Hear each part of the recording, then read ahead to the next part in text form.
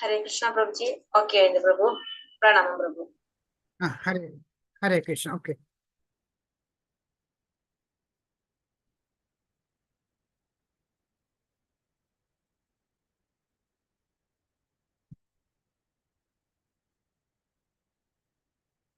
Screen കാണാൻ പറ്റുന്നില്ലേ?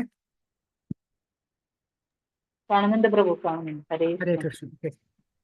ഓം അജ്ഞാനതിമിരാന്തസ്യ ജ്ഞാനാഞ്ജനശലാകയ ചക്ഷുരുന്മീലിനം യേന തസ്മൈ ശ്രീഗുരവേ നമഃ. ശ്രീചൈതന്യമനോഭീഷ്ടം സ്ഥാപിതം യേന ഭൂതലേ സ്വയം രൂപകഥാമഹ്യം ദദാതി സ്മരാന്തികം. ഹേ കൃഷ്ണ കരുണാ സിന്ധോ ദീനബന്ധോ ജഗൽപതേ ഗോപേശ ഗോപികാന്ത രാധാകാന്ത നമോസ്തുതേ തപ്തകാഞ്ചന ഗൗരാംഗേ രാധേ വൃന്ദാവനേശ്വരേ വൃഷഭാനുസുരേ ദേവേ പ്രണമാമി ഹരിപ്രിയേ. വാഞ്ചാകൽപതരൂപേ ച കൃപാ സിന്ധോഭ്യ ഏവ ച പതിതാനം പാവനേഭ്യോ വൈഷ്ണവേഭ്യോ നമോ നമഃ. ശ്രീകൃഷ്ണ ചൈതന്യ പ്രഭു നിത്യാനന്ദ ശ്രീ അദ്വൈത ഗദാധര ശ്രീവാസാദി ഗൗരഭക്തവൃന്ദ. ഓം നമോ വിഷ്ണുപാദായ കൃഷ്ണഭേഷ്ടായ ഭൂതലേ ശ്രീമതേ ഭക്തി വേദാന്ത സ്വാമിൻ ഇതി നാമിനെ. നമസ്തേ സാരസ്വതേ ദേവേ ഗൗരവാണി പ്രചാരിണേ നിർവിശേഷ ശൂന്യവാദി പാശ്ചാത്യദേശധാരിണേ. നമോ വിഷ്ണുപാദായ കൃഷ്ണഭേഷ്ടായ ഭൂതലേ ശ്രീമതേ ജപതാകം സ്വാമിൻ ഇതി നാമിനെ. നമ ആചാര്യപാദായ നിത കൃപപ്രദായിനെ ഗൗരഗദ താമര നഗരഗ്രാമധാരിണേ. ഹരേ കൃഷ്ണ കൃഷ്ണ കൃഷ്ണ ഹരേ ഹരേ ഹരേ രാമ രാമ രാമ ഹരേ ഹരേ. രാധാഗോവിന്ദ ടെമ്പിൾ മാംഗ്ലൂരിന്റെ 18 ദിവസത്തെ ഭഗവത്ഗീത ക്ലാസ്സിലേക്ക് എല്ലാവർക്കും സ്വാഗതം. ഇത് നമ്മൾ 41ാമത്തെ ബാച്ചാണ്. ഇന്ന് നമ്മൾ എടുക്കാൻ പോകുന്നത് അധ്യായം 1. എന്താണ് പേര് വെച്ചാൽ അർജുന വിഷാദയോഗം എന്നാണ് ഭഗവത്ഗീതയിൽ കാണുന്ന സാധാരണ എഴുതാറുള്ളത്. പക്ഷെ ഇവിടെ പ്രഭുപാദ് പറഞ്ഞിരിക്കുന്നത് വെച്ചാൽ യുദ്ധക്കളത്തിന്റെ സൈന്യ നിരീക്ഷണം എന്നാണ് പറഞ്ഞിരിക്കുന്നത്. രണ്ടും ഒന്ന് തന്നെയാണ്, വ്യത്യാസമൊന്നുമില്ല. അപ്പോൾ എന്താണ് ഈ ഭഗവത്ഗീത എന്ന് വെച്ചാൽ ഒരുമാതിരി എല്ലാവർക്കും ഇത് വന്നിട്ടുള്ള എല്ലാവർക്കും അറിയാമെന്ന് വിചാരിക്കണം. ഭഗവത്ഗീത നമുക്ക് ഭഗവാനിൽ നിന്ന് നേരിട്ട് കിട്ടിയിട്ടുള്ള ഒരു ഉപദേശമാണ് ഭഗവത്ഗീത. ആ ഭഗവത്ഗീത കേട്ടിരിക്കുന്ന ആരാണ്? അതും ഭഗവാന്റെ അംശമായിട്ടുള്ള അർജുനൻ തന്നെയാണ്. ആ ഭഗവത്ഗീത രചിച്ച് നമുക്ക് എല്ലാവർക്കും തന്നിട്ടുള്ള ആരാണ്? അത് വ്യാസദേവനാണ്. ഭഗവാൻ പറഞ്ഞ് ഭഗവാൻ കേട്ട് ഭഗവാൻ തന്നെ എഴുതി തിട്ടപ്പെടുത്തിയിട്ടുള്ള ഒരു മഹത് ഗ്രന്ഥമാണ് ഭഗവത്ഗീത എന്ന് നമ്മൾ പറയുന്നത്. അതിന് 18 അധ്യായങ്ങളുണ്ട്. ഓരോ അധ്യായം ഓരോ ദിവസം നമ്മൾ കാണുന്നതായിരിക്കും. ഭഗവത്ഗീത പറയാനായിട്ട് വെച്ചാല് എങ്ങനെയാണോ ഭഗവാൻ പറഞ്ഞു തന്നിട്ടുള്ളത് അതേമാതിരിയുള്ള അതേ രൂപത്തിൽ നമുക്ക് കേൾക്കുന്നതാണ്. അല്ലെങ്കിൽ നമുക്ക് പറഞ്ഞു തന്നിട്ടുള്ള ആരാണ്? ശ്രീല പ്രഭുപാദർ, നമ്മുടെ ഇസ്കോണിന്റെ സ്ഥാപകാചാര്യന്റെ പ്രഭുപാദരെ നമുക്ക് പറഞ്ഞു തന്നിട്ടുള്ള ഭഗവത്ഗീത യഥാരൂപം. അതിന്റെ അർത്ഥം എന്താ വെച്ചാല് നമ്മൾ പരമ്പരാഗതമായിട്ട് നമ്മൾ കേട്ടു വന്നിട്ടുള്ള കാര്യങ്ങളാണ് ശരിക്കും നമുക്ക് ശരിയായിട്ട് കിട്ടുന്നത്. അല്ലെങ്കിൽ എന്താന്ന് ചിലപ്പോൾ ഒരു പഴുത്ത ഒരു മാവ് ഉണ്ടെന്ന് വെച്ചാൽ അതുമ്പോൾ ആൾക്കാർ മാങ്ങ പറിക്കാൻ കയറിയിട്ട് അതിൽ നിന്ന് മുകളിൽ നിന്ന് ആരെങ്കിലും മാങ്ങ കുലുക്കി ഇട്ട് കഴിഞ്ഞാൽ താഴെ വീഴുന്ന മാങ്ങയെല്ലാം ചതഞ്ഞയും ചളിയും ഒക്കെ ആയിട്ട് പോലെ പകുതി പോലും കഴിക്കാൻ പറ്റില്ല. അതേസമയം ആ മാവിന്റെ ഇങ്ങനെ കുമ്പിൽ ഓരോരുത്തർ ഇങ്ങനെ കൈമാറി വരുമ്പോൾ എങ്ങനെയാണോ മാങ്ങ പറിച്ചത് ആ പഴുത്ത മാങ്ങ അതേ നമുക്ക് കിട്ടും. അതേമാതിരി തന്നെയാണ് പറയുന്നത്. ഈ ഗുരുപരമ്പരയെ കൂടെ പഠിക്കുന്ന വെച്ചാൽ അല്ലെങ്കിൽ ഓരോരുത്തരും അവരുടേതായിട്ടുള്ള കാര്യങ്ങൾ ചേർത്ത് ചിലപ്പോൾ നമ്മൾക്ക് കിട്ടുമ്പോൾ അത് ഒറിജിനൽ ആയിട്ടുള്ള നോക്കല്ലോ അല്ലേ. ഒറിജിനൽ ആയിട്ടാരുണ്ടായിരുന്ന ഭഗവാനാണ് പറയുന്നത്. ഭഗവാൻ ആർക്ക് പറഞ്ഞു കൊടുത്തു? ഭഗവാന്റെ ഏറ്റവും ആദ്യത്തെ സൃഷ്ടിയാണ് ബ്രഹ്മാവ് അല്ലെ. ഈ പ്രപഞ്ചത്തിലെ ഏറ്റവും ആദ്യത്തെ സൃഷ്ടി ബ്രഹ്മാവും. ആ ബ്രഹ്മാവിനോട് പിന്നെ ഭഗവാൻ സൃഷ്ടി ചെയ്യാനാണ് പറയുന്നത്. അപ്പൊ ബ്രഹ്മാവിനാണ് ഭഗവാൻ ഇത് പറഞ്ഞു കൊടുക്കുന്നത്. ആ ബ്രഹ്മാവിൽ നിന്നും നാരദി വ്യാസമുനിക്ക് ഇങ്ങനെ പറഞ്ഞു വന്നിട്ട് പ്രഭുപാദ് 32ാമത്തെ ആചാര്യനാണ്.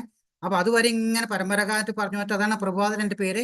ഭഗവത്ഗീത യഥാരൂപം എന്ന് പറഞ്ഞിട്ട് നമുക്ക് പറഞ്ഞു തന്നിരിക്കുന്നത്.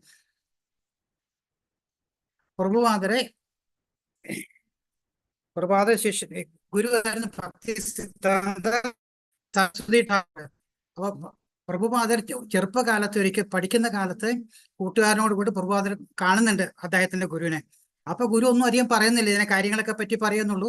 അത് കഴിഞ്ഞ് വീണ്ടും എന്തോ ഒരു ഇൻസ്റ്റിക്റ്റുമാരി പ്രഭുപാദർ പിന്നെയും പോയി കാണുമ്പോൾ ആചാര്യൻ പറയുന്നുണ്ട്, നിനക്കുള്ള ഇവിടെ അല്ല പോയിട്ട് അന്യരാജ്യങ്ങൾ, അത് പാശ്ചാത്യ രാജ്യങ്ങളിൽ പോയിട്ട് ഇതിനെപ്പറ്റി പ്രചരിപ്പിക്കണം എന്ന് പറയുന്നുണ്ട്. പിന്നെ അത് കഴിഞ്ഞ് ഇങ്ങനെ പല കാര്യങ്ങളായിട്ട് ഇങ്ങനെ പ്രഭുപാദർ തന്റെ ജോലിയായിട്ടും പ്രൊഫസറായിട്ടും ഇങ്ങനെയായി പോയി ഓരോ കാര്യങ്ങളിൽ പോയിട്ട് 1965 അപ്പോഴേക്കും ഒരു 69 വയസ്സായി പ്രഭുപാദർക്ക്. ആ സമയത്താണ് പ്രഭുപാദരെ പ്രസ്സും എല്ലാം ഒക്കെ നിർത്തി വെച്ചിട്ട് ഈ ഭഗവത് കാര്യങ്ങൾ കയറിയിട്ട് ഇവിടുന്ന് ഒരു ഷിപ്പില് കാര്യമായിട്ട് പൈസയിൽ ഒന്നുമില്ല, കൂടെ തന്നെ കുറച്ച് ഭാഗവതം ബുക്കുകൾ മാത്രമേ ഉള്ളൂ. അതും കൊണ്ട് ഇവിടുന്ന് അമേരിക്കയ്ക്ക് പോകാൻ ചെന്ന്, അമേരിക്കയിൽ കുറച്ച് ഫ്രണ്ട്സ് ഒക്കെ ഉണ്ട്. അവിടെ ചെന്ന് അങ്ങനെ പല കഷ്ടങ്ങളും ഒക്കെ ഉണ്ട്. അത് പ്രഭുപാദ ബുക്കിലുണ്ട്. അത് പല കഷ്ടപ്പാടുകളൊക്കെ അനുഭവിച്ച് ഇങ്ങനെ വരിക്കുന്ന സമയത്താണ് ഒരു ദിവസം പ്രഭുപാദ ഒരു ഉദ്യാനത്തിൽ വെച്ചിട്ട് കുറെ ഹിപ്പികളെ കണ്ടുമുട്ടുന്നത്. അങ്ങനെ ആ ഹിപ്പികൾക്ക് അവരെന്താ വെച്ചാൽ അവരിങ്ങനെ പാട്ടും പാടി ഡ്രങ്സ് കഴിച്ച് ഇങ്ങനെ പാട്ടും പാടി ഇങ്ങനെ നടക്കുന്നത്. അപ്പൊ അവർക്ക് ആദ്യം പ്രഭുപാദ് പറഞ്ഞു കൊടുക്കുന്നത് ഹരേ കൃഷ്ണ കൃഷ്ണ കൃഷ്ണ ഹരേ ഹരേ ഹരേ രാമ രാമ രാമ ഹരേ ഹരേ എന്നുള്ള ആ ഒരു മ്യൂസിക്കൽ സ്റ്റൈലിൽ അവർക്ക് പറഞ്ഞു കൊടുത്ത് അവസാനം അത് ഡ്രഗ്സും സാധനങ്ങളും ഇട്ട് അവര് പ്രഭുപാദരെ ശിഷ്യന്മാരായിട്ട് മാറി എന്നാണ് പറയുന്നത്. അപ്പൊ അതിന്റെ പലതരത്തിലുള്ള പടങ്ങളാണ് ഇവിടെ കൊടുക്കുന്നത്. പ്രഭുപാദരായിട്ട് അഭിനയിച്ചുള്ള കാര്യങ്ങളും ഓരോ ആൾക്കാർ ചേഞ്ച് ആയിട്ടുള്ള അങ്ങനെ ഓരോരോ സിസ്റ്റമാറ്റായിട്ടുള്ള കാര്യങ്ങളാണ് ഇവിടെ നടക്കുന്നത്. പ്രഭുപാദർ പോയിട്ടുള്ള ഷിപ്പാണ് കാണിക്കുന്നത്. പിന്നെ പ്രഭുപാദർ അവിടെ പറഞ്ഞിട്ടുള്ള കാര്യം അങ്ങനെ 1965 പോയിട്ടുള്ള പ്രഭുപാദർ 1966 ആദ്യമായിട്ട് ഇസ്കോൺ രൂപീകരിക്കുന്നു, ആദ്യത്തെ ഒരു അമ്പലം ഉണ്ടാക്കുന്നത് US. അത് കഴിഞ്ഞ് പിന്നീട് പ്രഭുപാദർ മരിക്കുന്നതിന് മുമ്പ് 81ാമത്തെ വയസ്സിൽ വൃന്ദാവനത്തിൽ ഇരുന്ന് മരിക്കുന്നതിന് മുമ്പ് ഒരു 108 അമ്പലങ്ങളും ഉണ്ടാക്കിയിട്ടുണ്ട്. അപ്പൊ നമ്മൾ ആ പരമ്പരാഗതമായിട്ടുള്ള കാര്യങ്ങളും പ്രഭുപാദർ നമുക്ക് പറഞ്ഞു തന്നിട്ടുള്ള കാര്യങ്ങളും മറ്റുള്ളവർക്ക് എത്തിക്കുക എന്നുള്ളതാണ് നമ്മുടെ കടമ, അല്ലെങ്കിൽ നമ്മുടെ ഡ്യൂട്ടി ഉള്ളത്. അതാണ് ഭഗവത്ഗീത എല്ലാവർക്കും പറഞ്ഞു കൊടുത്ത് എല്ലാവർക്കും ഭഗവാന്റെ എന്താണ് ഭഗവാൻ എന്നുള്ള കാര്യങ്ങൾ മനസ്സിലാക്കുക എന്നുള്ളതാണ് പ്രഭുപാദർ നമുക്ക് തന്നിട്ടുള്ള അസൈൻമെന്റ്. ഇതെല്ലാം പ്രഭുപാദർ ബുക്കുകൾ എഴുതിയിട്ടുള്ള പ്രഭുപാദർ ഓരോരുത്തരെ കണ്ടിട്ടുള്ള പടങ്ങളാണ്. ഇത് കാണിക്കുന്ന വെച്ചാൽ ആദ്യമായിട്ട് 1965 പ്രഭുപാദർ ഇവിടുന്ന് US പോയിട്ട് അവിടെ നിന്നാണ് ഈ ഇസ്കോണിന്റെ സ്റ്റാർട്ടിങ് ഉണ്ടാവുന്നത്.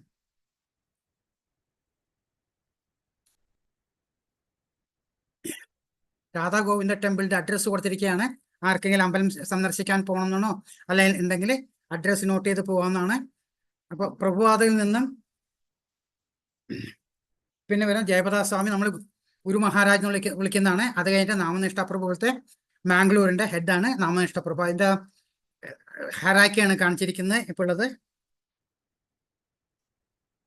എന്തുകൊണ്ട് ഭഗവത്ഗീത യഥാരൂപം, അതായത് ബ്രഹ്മ മധ്വ ഗൗഡീയ സമ്പ്രദായം എന്നാണ് പറയുന്നത്. പല സമ്പ്രദായങ്ങളുണ്ട്. അതിൽ ബ്രഹ്മ എന്ന് വെച്ചാൽ ബ്രഹ്മാവിൽ നിന്നുണ്ട്, മധ്വ എന്ന് വെച്ചാൽ മധ്വാചാര്യരാണ് ഇതിന്റെ പിന്നീട് കണ്ടിന്യൂഷൻ എടുത്തിട്ടുള്ളത്. ഗൗഡിയ എന്നിട്ടുള്ളത് അത് പലരും പറയുന്നത് അത് ഇവർ ജനിച്ചിട്ടുള്ള സ്ഥലങ്ങളാണെന്ന് പറഞ്ഞാൽ അങ്ങനെ ആ ഒരു സമ്പ്രദായമാണ് ഇപ്പൊ നമ്മൾ ഫോളോ ചെയ്യുന്നത്. അതായത് ഇസ്കോൺ ഫോളോ ചെയ്യുന്ന സമ്പ്രദായമാണ് പറയുന്നത് ബ്രഹ്മ മധ്വ ഗൗഡിയ സമ്പ്രദായത്തിന്റെ ആ ഗുരും പരമ്പരയാണ് ഇവിടെ കാണിച്ചിരിക്കുന്ന. ഗുരും പരമ്പര എന്തുകൊണ്ട് വേണം എന്നുള്ളതാണ് ഞാൻ നേരത്തെ പറഞ്ഞത് അല്ലേ. അതിൻ്റെ ഒരു പടമാണ് ഇവിടെ കൊടുത്തിരിക്കുന്ന. ഒരു ഫോൺ വെച്ചിട്ട് വെറുതെ വെച്ച ചാർജ് ആവില്ലല്ലോ, പക്ഷെ അതാണ് ഡയറക്റ്റ്ലി ഒരു വയർ കൊടുത്ത് കണക്ട് ചെയ്തിട്ട് അപ്പൊ പരമ്പരാ രൂപത്തിൽ കിട്ടുന്ന പടങ്ങളാണ് കാണിച്ചിരിക്കുന്നത്. ഭഗവത്ഗീത പഠിക്കുന്നതിന്റെ എന്തൊക്കെ യോഗ്യത എന്നുള്ളതാണ്. ഭഗവത്ഗീത ആരാണ് ഞാൻ പറഞ്ഞത്? ഭഗവത്ഗീത പറഞ്ഞത് ഭഗവാനാണ്, കേട്ടത് അർജുനൻ, അതും ഭഗവാന്റെ അംശാവതാരാണ്, എഴുതിയതാരാണ്? വ്യാസദേവനാണ്. അപ്പൊ ഭഗവാൻ പറഞ്ഞ് ഭഗവാൻ കേട്ട് ഭഗവാൻ തന്നെ എഴുതിയെന്ന് പറയുന്നത് അല്ലേ.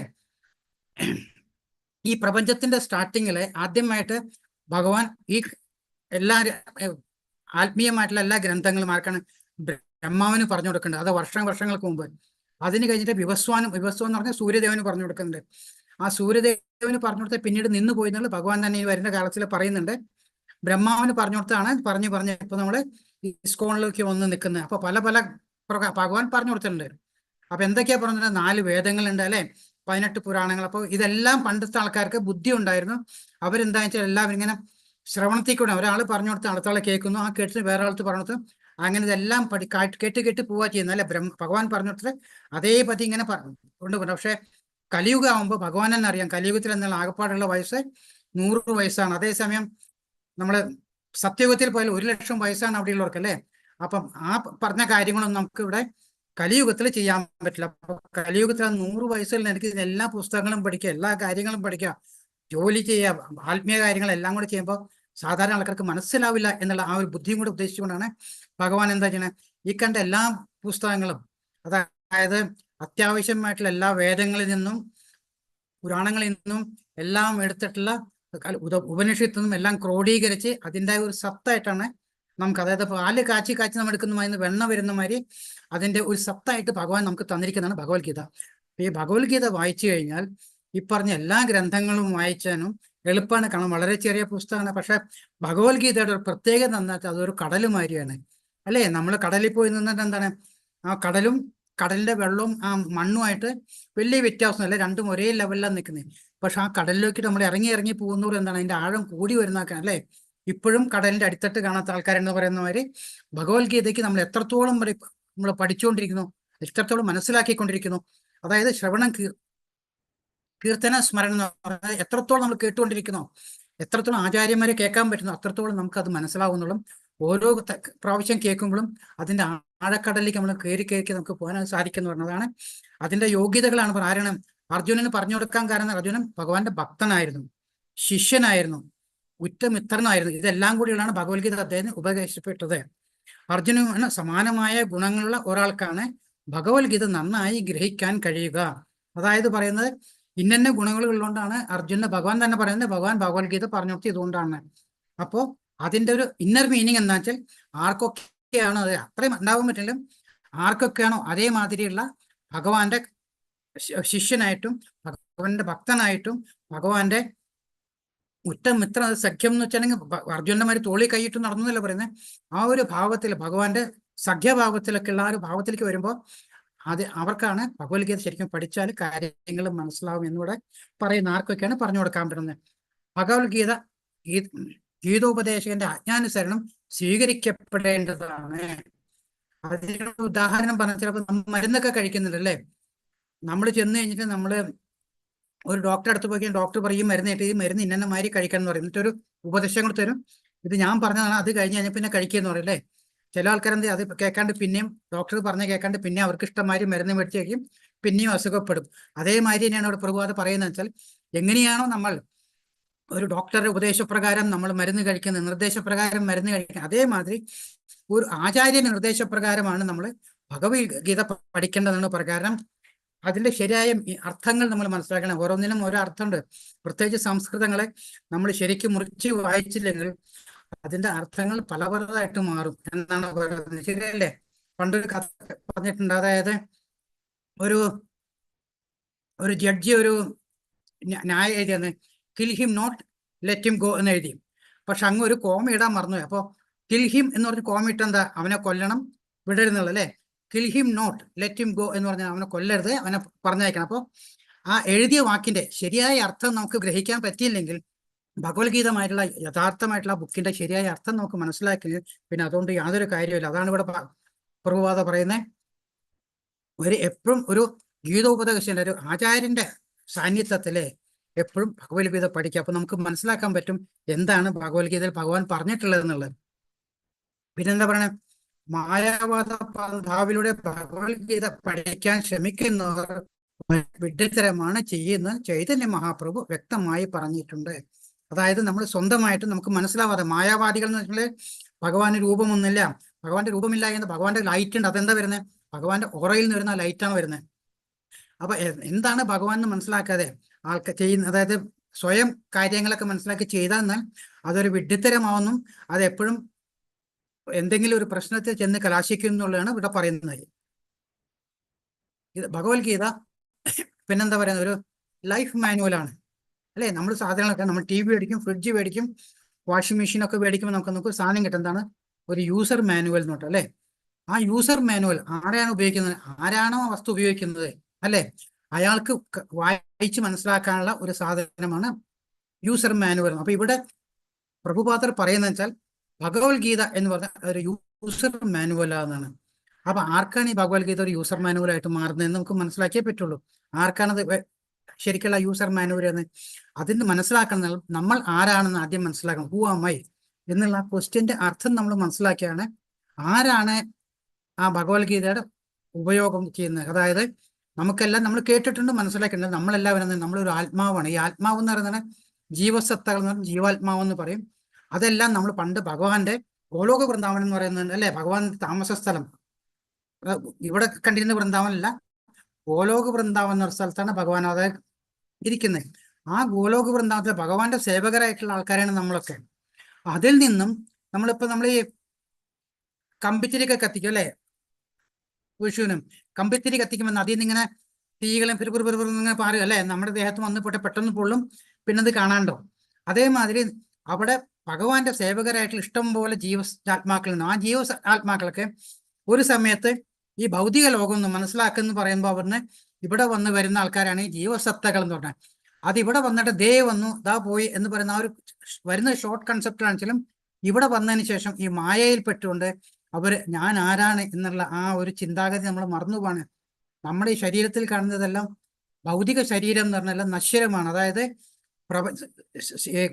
കൃത്യമായിട്ട് ഇല്ലാത്ത, അതായത് നശിച്ചു പോകുന്ന ഈ പ്രപഞ്ചം മുഴുവൻ കണ്ടാൽ നമ്മളൊക്കെ ഒരു കാലത്ത് മരിച്ചു പോകണം അല്ലേ. അപ്പൊ ഈ പ്രപഞ്ചത്തിൽ ശാശ്വതമല്ലാത്ത എല്ലാം ഭൗതികതകളാണ്. എന്താണ് നശിക്കാതിരിക്കുന്നത്? അത് എല്ലാം ശാശ്വതമാണ് അല്ലെ.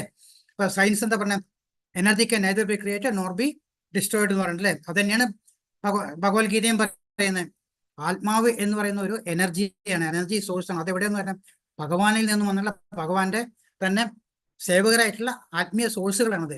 അത് ഇവിടെ വന്ന് ഈ ഓരോരോ ശരീരം, അത് 84 ലക്ഷം ശരീരം ഉണ്ടെന്ന് പറഞ്ഞാൽ ഈ ശരീരത്തിൽ കൂടെ പോയി അവസാനം മനുഷ്യജന്മം വരുമ്പോൾ, മനുഷ്യജന്മം പുണ്യജന്മം എന്താ പറയുന്നത് വെച്ചാൽ മനുഷ്യൻ ചിന്തിക്കാനുള്ള ശക്തിയുണ്ട്.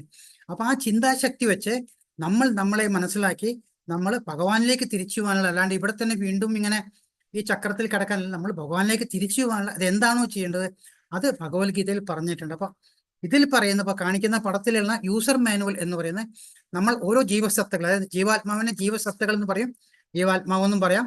ആ ജീവാത്മാക്കൾക്ക് ഈ ഏതാണ് അവരുപയോഗിക്കുന്നത് നമ്മുടെ ഈ ഭൗതിക ശരീരമാണ്. ഈ ഭൗതിക ശരീരത്തിനെ എങ്ങനെ ഉപയോഗിച്ചുകൊണ്ട് അല്ലെ, ഇപ്പൊ ജപിക്കണമെങ്കിലും മാല ജപിക്കണം എന്നുണ്ടെങ്കിലും കാര്യങ്ങൾക്ക് ഈ ഭൗതിക ശരീരം വേണം അല്ലെ. അപ്പൊ ഇതെല്ലാം ഉപയോഗിച്ചുകൊണ്ട് എങ്ങനെ ഈ ആത്മാവിനെ തിരിച്ച് ഗോലോകം എന്നുള്ള ഭഗവത് ധാമത്തിലേക്ക് എങ്ങനെ പോകാൻ പറ്റും എന്നുള്ള ഒരു യൂസർ മാനുവലാണ് ഭഗവത്ഗീത. അപ്പൊ ഉപയോഗിക്കുന്നത് ജീവാത്മാവാണ്.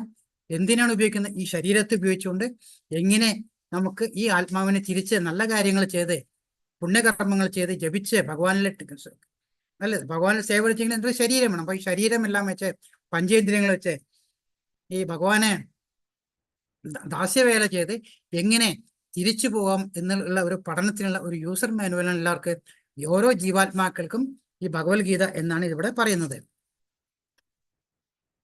നമ്മൾ കൊണ്ട് ഭഗവത്ഗീതയ്ക്ക് 18 അധ്യായങ്ങളുണ്ട്. അതിൽ 700 ശ്ലോകങ്ങളുണ്ട്. ഈ 700 ശ്ലോകങ്ങളിലെ ധൃതരാഷ്ട്ര ആകെ ഒരൊറ്റ ശ്ലോകമേ പറയുന്നുള്ളൂ. പിന്നെ സഞ്ജയൻ 41 ശ്ലോകം പറയുന്നുണ്ട്. ഭഗവാൻ 574 ശ്ലോകം പറയുന്നുണ്ട്. അർജുനൻ ചിലവർ പറഞ്ഞ 84 ചില ആൾക്കാർ 85 എന്ന് പറയുന്നത്. അപ്പൊ 700 701 എന്നുള്ള കൺഫ്യൂഷൻ ഉണ്ട്. പക്ഷെ ഇസ്കോൺ പ്രകാരം 700 ശ്ലോകങ്ങൾ. അപ്പൊ അർജുനൻ 84 ശ്ലോകങ്ങളാണ് പറയുന്നത്. ഇങ്ങനെ പറഞ്ഞിട്ട് ടോട്ടൽ 700 ശ്ലോകങ്ങളാണ് ഭഗവത്ഗീതയിൽ 18 അധ്യായങ്ങൾ ഉള്ളത്. ഈ 18 അധ്യായങ്ങള് അതിനെ 3 തിരിച്ചിട്ടുണ്ട്. എങ്ങനെയാണ്? ഇതിൽ ആദ്യത്തെ 6 അധ്യായങ്ങളെ 1 മുതൽ 6 വരെയുള്ള കർമ്മയോഗം എന്ന് പറയും. പിന്നെ അവസാനത്തേനെ 6 അധ്യായങ്ങളെ ജ്ഞാനയോഗം എന്ന് പറയും. പക്ഷെ ഇതിൽ ഏറ്റവും ഇമ്പോർട്ടൻ്റ് ആയിട്ടുള്ള ഭക്തിയോഗമാണ്. അതിനെയാണ് മധ്യത്തിൽ വെച്ചുള്ള 6 അധ്യായങ്ങൾ ഭക്തിയോഗം. ഭഗവത്ഗീതയിൽ പ്രധാനമായിട്ടും 3 കാര്യങ്ങൾ പറഞ്ഞ കർമ്മയോഗം, കർമ്മം വഴിക്ക് എങ്ങനെയാണ് ഭഗവാനിലേക്ക് എത്താൻ പറ്റുക, ഭക്തി വഴിക്ക് എങ്ങനെയാണ് ഭഗവാനിലേക്ക് എത്താൻ പറ്റുക, ജ്ഞാനം വഴി എങ്ങനെയാണ് ഭഗവാനിലേക്ക്, അങ്ങനെ 3 കാര്യങ്ങൾ നമ്മൾക്ക് ഭഗവാൻ പറഞ്ഞു തരേണ്ടത് 18 അധ്യായത്തിൽ. അപ്പോൾ 1 മുതൽ 6 വരെ പറയുമ്പോൾ കർമ്മയോഗം, അത് കഴിഞ്ഞ് 7 മുതൽ 12 വരെ എന്ന് പറയുമ്പോൾ അത് ഭക്തിയോഗം, 13 മുതൽ 18 എന്ന് പറയുമ്പോൾ ജ്ഞാനയോഗം. ഇങ്ങനെ ഇതിനെ 3 തരംതിരിച്ചിട്ടുണ്ട്. ഇതിൽ പറയുന്നത് ഭഗവത്ഗീത എന്ന് പറഞ്ഞിട്ടുണ്ടെങ്കിൽ നമ്മുടെ എല്ലാം ഇരുട്ടത്തിലേക്ക് നമ്മളെല്ലാവരും സത്യം പറഞ്ഞ സംഗതി സൂര്യപ്രകാശത്തിന് വെളിച്ചൊക്കെ നടക്കുന്ന നമ്മുടെ മനസ്സ് എപ്പോഴും എന്താണ് ഒരു ഇരുട്ടിലാണ് ഇരിക്കുന്നത് അല്ലെ. നമ്മുടെ മനസ്സിനെ നമുക്ക് മനസ്സിലാക്കാൻ പറ്റുന്ന, നമ്മൾ എന്ത് ചെയ്യുന്ന ഈ കാണുന്ന നമ്മുടെ ഭൗതിക ശരീരം ഇതാണ് എല്ലാം എന്ന് പറയണം അല്ലെ. ഞാൻ അല്ലെ, അഹം എന്ന് പറയുന്നത്. അപ്പൊ ഞാനാണെന്ന ആ കൺസെപ്റ്റ്, ഞാൻ എന്ന് പറയുമ്പോൾ നമ്മൾ ഏതിനാണ് കൊണ്ടു നടക്കുന്നത്? നമ്മൾ ഈ ശരീരത്തിനെയാണ് പറയുന്നത് അല്ലെ. ആ ശരീരത്തിനുള്ള മനസ്സുണ്ട്. ആ മനസ്സ് ഇപ്പോഴും അന്ധകാരത്തിലാണ്. ആ മനസ്സിലേക്ക് ഒരു വെളിച്ചം കിട്ടിയാലേ എന്തുള്ള മനസ്സിന് ആത്മാവിനെ മനസ്സിലാക്കാൻ പറ്റും. എല്ലാവരും അടുത്തടുത്തിരിക്കുന്നേ. അപ്പൊ അതിനുള്ള ഒരു വെളിച്ചം കാണിക്കുമ്പോൾ ഇരുട്ടുള്ള മുറിയിൽ പോയിട്ട് നമ്മൾ ലൈറ്റ് ടോർച്ച് അടിച്ചാൽ എങ്ങനെയാണോ പ്രകാശം പരക്കുന്നത്, അതേമാതിരി ഈ ചളി പിടിച്ചിട്ടുള്ള, അതായത് ഇങ്ങനെ കരി പിടിച്ചിട്ടുള്ള മനസ്സിന്റെ അല്ലെ പല അത് ഇത് എന്ന് പറഞ്ഞാൽ നമ്മളെ TV വെച്ചാൽ 6 മണിക്ക് TV വെച്ചാൽ നമ്മൾ നാമം ചെല്ലണം അല്ലെ. പണ്ട് കാലത്തൊക്കെ നാമം ചെല്ലും. ഇപ്പൊ നാമം ചെല്ലണം നമ്മൾ സമയത്ത് നോക്കി കഴിഞ്ഞാൽ നേരെ സീരിയലേ കാണല്ലേ. അതിൻ്റെ ഉള്ളിൽ മുഴുവൻ പറയാൻ പറ്റാത്ത കാര്യങ്ങളാണ്. ഇതെല്ലാം കണ്ടും കേട്ടും പിന്നെ നമ്മൾക്ക് ഒരാളോട് അഹംഭാവം, ദേഷ്യം, അല്ലെ, കാമക്രോധ ലോപം എന്ന് പറയുന്ന എല്ലാം കൂടി വരുമ്പോൾ നമ്മുടെ മനസ്സിൽ കയറിയിട്ട് നമുക്ക് എന്താ നമുക്ക് ഒരു ഒരു ആകപ്പാടൊരു ഒരു ഇതാ തോന്നുന്നു, ഒരു ഇരുട്ടാൻ തോന്നുന്നു മനസ്സിൽ, അല്ലെ, ഏത് സമയം നോക്കിയാലും ഒരു മ്ലാനത, ഒരിക്കലും മുഖത്തൊരു സന്തോഷം നമുക്ക് വരുന്നില്ല. എന്താ കാരണം? അത് മനസ്സിൽ അതില്ലാഞ്ഞിട്ടാണ്. അതിനെ ക്ലീൻ ചെയ്ത് ഒരു ലൈറ്റ് ഉണ്ടാക്കാനായിട്ട് ഭഗവത്ഗീത പറ്റും എന്നാണ് ഇവിടെ പറഞ്ഞിരിക്കുന്നത്. ഹരേ കൃഷ്ണ. പിന്നെ ഇവിടെ പറയുന്നത് ഭഗവത്ഗീതയില്, ഇനി നമ്മൾ കുറേശ്ശെ ഭഗവത്ഗീതയിൽ കിടക്കാണ്. ഭഗവത്ഗീതയിൽ മെയിൻ ആയിട്ട് പറയുന്നത് ഈ 5 കാര്യങ്ങൾ പറയണ. ഈശ്വരൻ എന്ന് പറഞ്ഞാൽ പരമാത്മാവ്, അതാണ് ഈ പ്രപഞ്ചത്തിന്റെ മുഴുവൻ സൃഷ്ടികർത്താവ് എന്ന് പറയുന്നത്. കാരണം അതിന്റെ അപ്പുറം ആരുമില്ല. ഈ പ്രപഞ്ചത്തിൽ എന്തുണ്ടോ അത് മുഴുവൻ ഭഗവാന്റെയാണ്. ഭഗവാനാൽ സൃഷ്ടിപ്പിക്കപ്പെട്ടത് മാത്രമേ ഇവിടെ ഉള്ളൂ, വേറെ ഒന്നുമില്ല. അത് നമ്മൾ പോലും ഭഗവാനാൽ സൃഷ്ടിപ്പിക്കപ്പെട്ടാണ്, നമ്മളായിട്ടൊന്നും ചെയ്യുന്നില്ല ഇവിടെ. അത് കഴിഞ്ഞാൽ നേരത്തെ പറഞ്ഞ ജീവാത്മാവ്, ഭഗവാന്റെ തന്നെ അംശമായിട്ടുള്ളതാണ് ജീവാത്മാവ്. ഈ ഓരോ ജീവാത്മാവും ഓരോ ജീവികളായിട്ടാണ് വരുന്നത്. ഓരോ പലതരത്തിലുള്ള 84 തരത്തിലുള്ള ജീവജാലങ്ങൾ എന്ന് പറഞ്ഞാൽ എല്ലാത്തിൻ്റെ ഉള്ളിലും കാണുന്ന ആ ജീവാത്മാവ്, നമ്മൾ കാണുന്ന ചെറിയൊരു സിംഗിൾ സെൽ അമീബിയയിലുണ്ടെങ്കിലും ആനയുടെ മേത്ത് അല്ലെങ്കിൽ തിമിംഗലത്തിന്റെ ഉള്ളിലുള്ള ആ ജീവാത്മാവ് എന്ന് പറഞ്ഞാൽ എല്ലാം സെയിം തന്നെയാണ്. അതിന് യാതൊരു വ്യത്യാസവും. പിന്നെ ഭൗതിക പ്രകൃതി, പ്രപഞ്ചം എന്ന് പറയുന്നത്, ഈ ബ്രഹ്മാണ്ടം എന്ന് പറയുന്നതിന്റെ ഒരു കാൽഭാഗം പോലെ ഭൗതിക പ്രകൃതി എന്ന് പറഞ്ഞാൽ ആ ഭൗതിക പ്രകൃതിയാണ് പിന്നത്തെ മായയിൽ കിടക്കുന്നത്. അതാണ് മൂന്നാമത്തെ കാര്യം ഇവിടെ പറയുന്നത്. പിന്നെ കാലം, എല്ലാത്തിൻ്റെയും ഒരു അരിത്തമാറ്റിക്കൽ സിസ്റ്റം ഉണ്ട് എല്ലാത്തിനും, അല്ലെ. നമ്മളിപ്പോൾ ഒരു ഗ്ലാസ് എടുത്താലും ചായ കുടിച്ചാലും എന്തെങ്കിലും മെഷർമെന്റ് എടുത്താലും എല്ലാത്തിനും ഒരു മെഷർമെന്റ്. അതേമാതിരി എല്ലാത്തിൻ്റെയും മെഷർമെന്റ് ആണ് എല്ലാം കാലത്തിൽ കൂടെ പോകണം. അതിനപ്പുറം ഒന്നുമില്ല. ആ കാലത്തിന്റെ നോക്കിക്കൊണ്ടിരിക്കുന്നതാണ് കാലൻ. അപ്പൊ എല്ലാത്തിൻ്റെയും ഉറവിടവും എല്ലാം നടക്കുന്ന ഒരു കാലത്തിനാണ്. അത് സൃഷ്ടിയിൽ കാലത്തിൽ കൂടിയാണ് അതെല്ലാം നടക്കുന്നത്. 5ാമത്തെ കാര്യമാണ് കർമ്മം. കർമ്മമില്ലാതെ ഒരിക്കലും ഒരു മനുഷ്യൻ നമുക്ക് ചിരിക്കാൻ പറ്റില്ല. സന്യാസിമാരെ കണ്ട് എല്ലാം ഉപേക്ഷിച്ചു എന്ന് പറയുന്നുണ്ടല്ലേ, അതൊക്കെ ഒരു ശുദ്ധ പോഷത്തരാണ്. ഒരിക്കലും കർമ്മമില്ലാതെ ഒരാൾക്കും ജനിച്ചു കഴിഞ്ഞാൽ കർമ്മമില്ലാതിരിക്കാൻ പറ്റില്ല. അപ്പൊ ഈ 5 കാര്യങ്ങളാണ്. അതിലേക്ക് നമ്മൾ കുറെ ഇങ്ങനെ ഡീറ്റെയിൽസ് ആയിട്ട് ഇങ്ങനെ വരുന്നോട് ഇങ്ങനെ കുറെ കഴിയുമ്പോൾ വരുന്നുണ്ട്. പക്ഷെ മെയിൻ ആയിട്ട് ഇതിൽ പറയുന്ന ഈ 5 കാര്യങ്ങളാണ് ഈശ്വരൻ, ജീവാത്മാവ്, ഭൗതിക പ്രകൃതി, കാലം, പിന്നെ കർമ്മം. ഇത്രയും കാര്യങ്ങളാണ് ഭഗവത്ഗീതയിൽ പറയുന്നത്. അതായത് ഭഗവത്ഗീത വിഷയം 5 അടിസ്ഥാന തത്വങ്ങൾ ഉൾക്കൊള്ളുന്നതാണ്. ഭഗവത്ഗീതയിൽ പരമ നിയന്താവായ ഈശ്വരനും നിയന്ത്ര ജീവസത്തകളായ ജീവന്മാരും, അത് ജീവാത്മാക്കള്. അതായത് നമ്മളിൽ എല്ലാവരും ജീവാത്മാവുണ്ട്, പരമാത്മാവുണ്ട്. അത് നമ്മൾ കുറെ കഴിയുമ്പോൾ ശരിക്കും ഡീറ്റെയിൽ പഠിക്കുന്നത്, അല്ലെ. നമ്മൾ ചിലപ്പോൾ എന്തെങ്കിലും ഒരു കാര്യം ചെയ്യുമ്പോൾ നമുക്കൊരു ഉൾവിളി എന്ന് പറയും, അല്ലെ. നമുക്ക് പെട്ടെന്നൊരു ഇൻസ്റ്റിക്ട് മനസ്സിൽ പറയും, വേണോ, അല്ലെ. ആ വേണമെന്ന് തോന്നുന്നതായിരിക്കും പരമാത്മാവ് മനസ്സിലിരിക്കുന്നതെന്ന് പറയുന്നത്. അപ്പൊ നമ്മുടെ ശരീരത്തിന് പരമാത്മാവുണ്ട്, നമ്മൾ തന്നെ ജീവാത്മാവുണ്ട്. പിന്നെയോ വിഷയമാകുന്ന ഭൗതിക പ്രകൃതി, നമുക്ക് ചുറ്റും കാണുന്ന ഭൗതിക പ്രകൃതി ഉണ്ട്. പിന്നെയുള്ള കാലം, അതായത് പ്രപഞ്ചത്തിന്റെ കാലയളവാണ് എല്ലാത്തിനും, അല്ലെ. ഇപ്പൊ നമ്മള്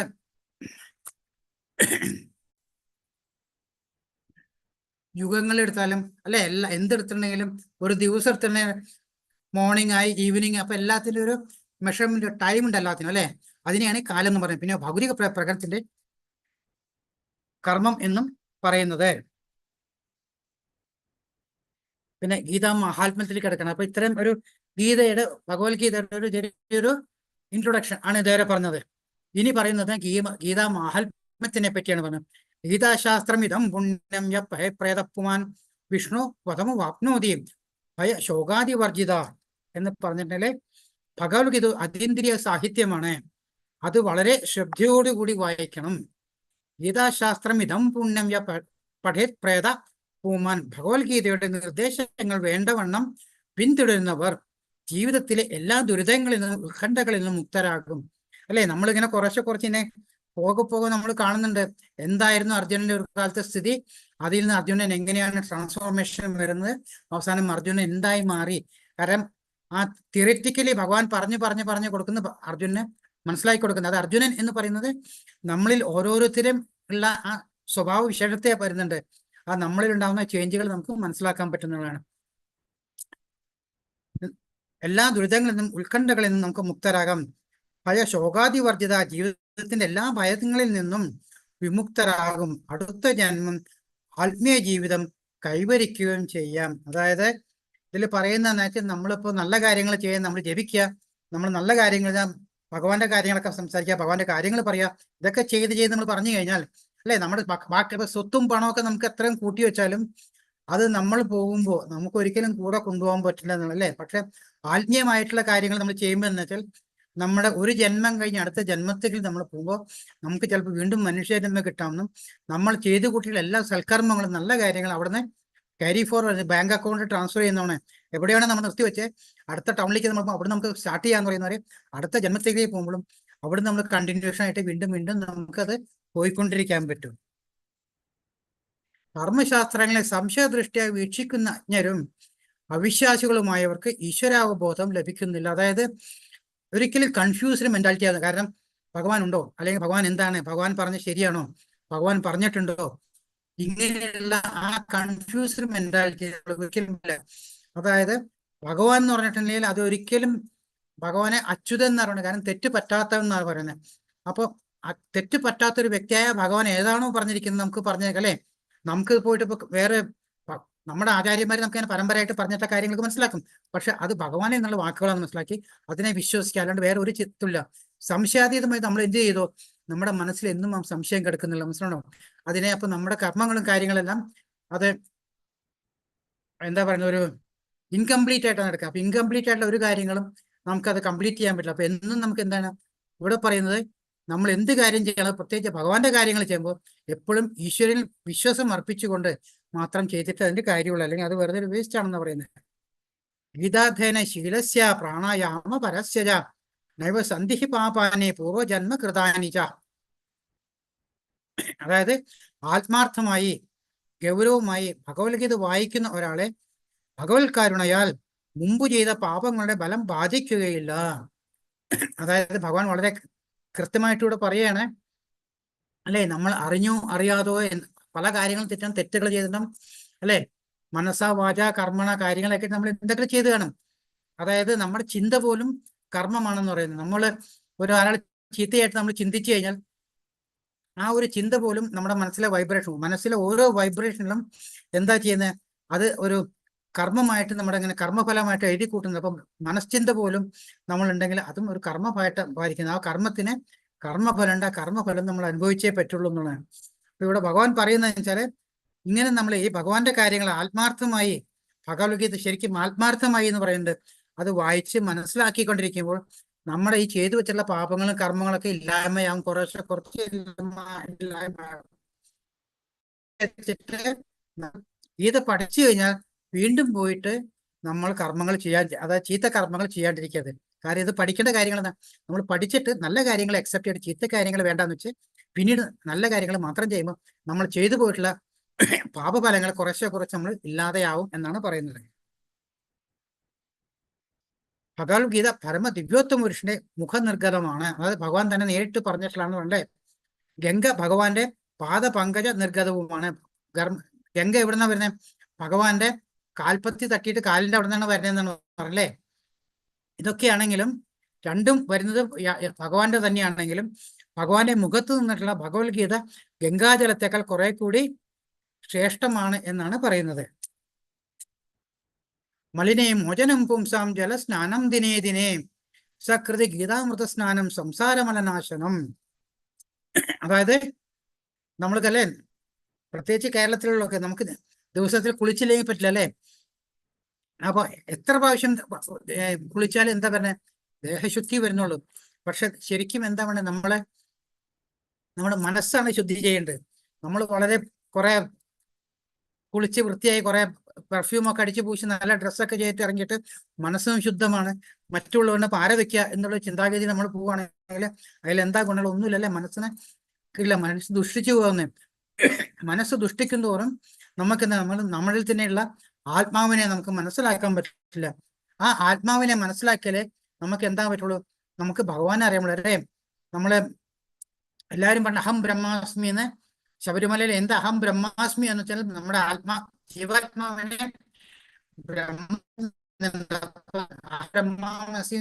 ഞാൻ ബ്രഹ്മമാകുന്നു, ഞാൻ ഭഗവാനാകുന്നല്ല, ഞാൻ ജീവാത്മാകുന്നു, ഞാൻ ആത്മാവാകുന്നു എന്നുള്ളതാണ് പറയുന്നത്. അഹം ബ്രഹ്മാസ്മി.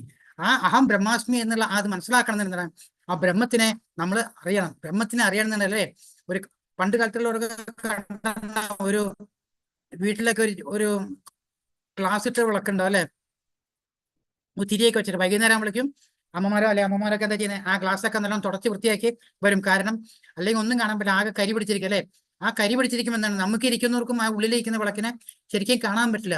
ആ വിളക്കിനെ കാണുന്നതിന് ആ ഗ്ലാസ്സിനെ നമ്മൾ നല്ലോണം തുടച്ച് വൃത്തിയാക്കിയിരിക്കുമ്പോൾ ആ ഗ്ലാസിന്റെ ഉള്ളിലിരിക്കുന്ന വിളക്കിനെ കാണാൻ പറ്റും. അതേമാതിരി നമ്മളിലുള്ള ആത്മാവിനെ നമുക്ക് അറിയാൻ പറ്റുന്നില്ല. അറിയാൻ പറ്റാത്ത മനസ്സ് ദുഷിച്ചിട്ടാണ് അല്ലെ. മനസ്സ് എപ്പോഴും ഇന്ദ്രിയങ്ങൾ എപ്പോഴും ബഹിർഗമായിട്ടാണ് ഇന്ദ്രിയങ്ങൾ നിൽക്കുന്നത്. ആ ഇന്ദ്രിയങ്ങൾ കിട്ടുന്ന ഓരോ കാര്യങ്ങളും മനസ്സിലാക്കിയിട്ടാണ് നമ്മുടെ മനസ്സ് പ്രവർത്തിക്കുന്നത് അല്ലെ. ശരിക്കും മനസ്സ് എന്താന്ന് വെച്ചാൽ, മനസ്സാണ് ബുദ്ധി ഉപയോഗിച്ച് ഇന്ദ്രിയങ്ങളെ കൺട്രോൾ ചെയ്യേണ്ടത്. പക്ഷെ നമ്മൾ എന്താ ചെയ്യുന്നത് അല്ലെ, നമ്മൾ ഇന്ദ്രിയങ്ങളാണ് നമ്മുടെ മനസ്സിനെ കൺട്രോൾ ചെയ്യുന്നത്.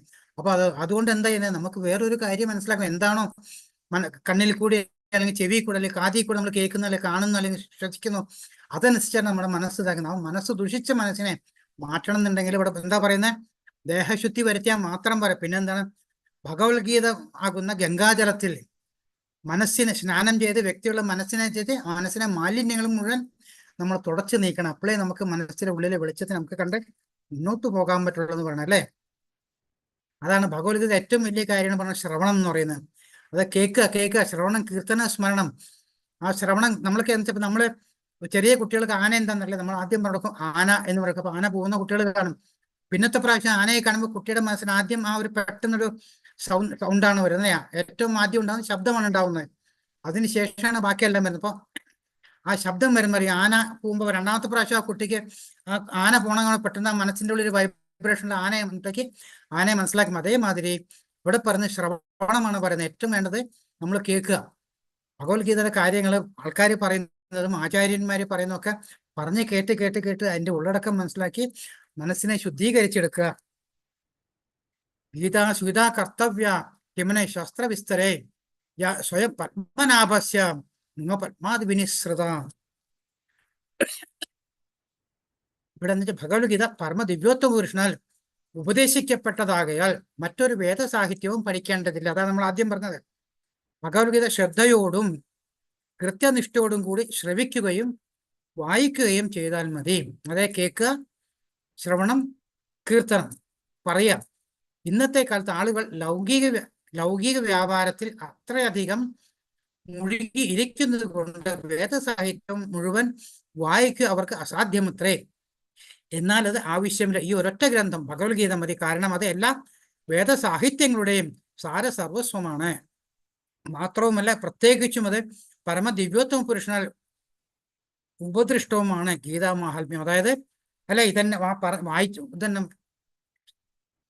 ട്രാൻസ്ലേഷൻ നിനക്ക് കാര്യമായിട്ട് പറയുന്നത് എന്താ പറയുന്നത്, ഈ പല കാര്യങ്ങളും പല വാക്കുകളും വായിക്കുന്നതിനർത്ഥം ഭഗവത്ഗീത വായിച്ചിട്ടുണ്ടെങ്കിൽ വേദങ്ങളും ഉപനിഷത്തുകളും പുരാണങ്ങളും ഒക്കെ വായിച്ചുള്ള കാര്യങ്ങളെ അതിലെ വായിച്ചുള്ള എന്താണ് ഏറ്റവും പറയുന്ന കൃത്യനിഷ്ഠയോടും ശ്രദ്ധയോടുകൂടിയും ആത്മാർത്ഥതയോടും കൂടി വായിക്കണം എന്നാണ് പറയുന്നത്.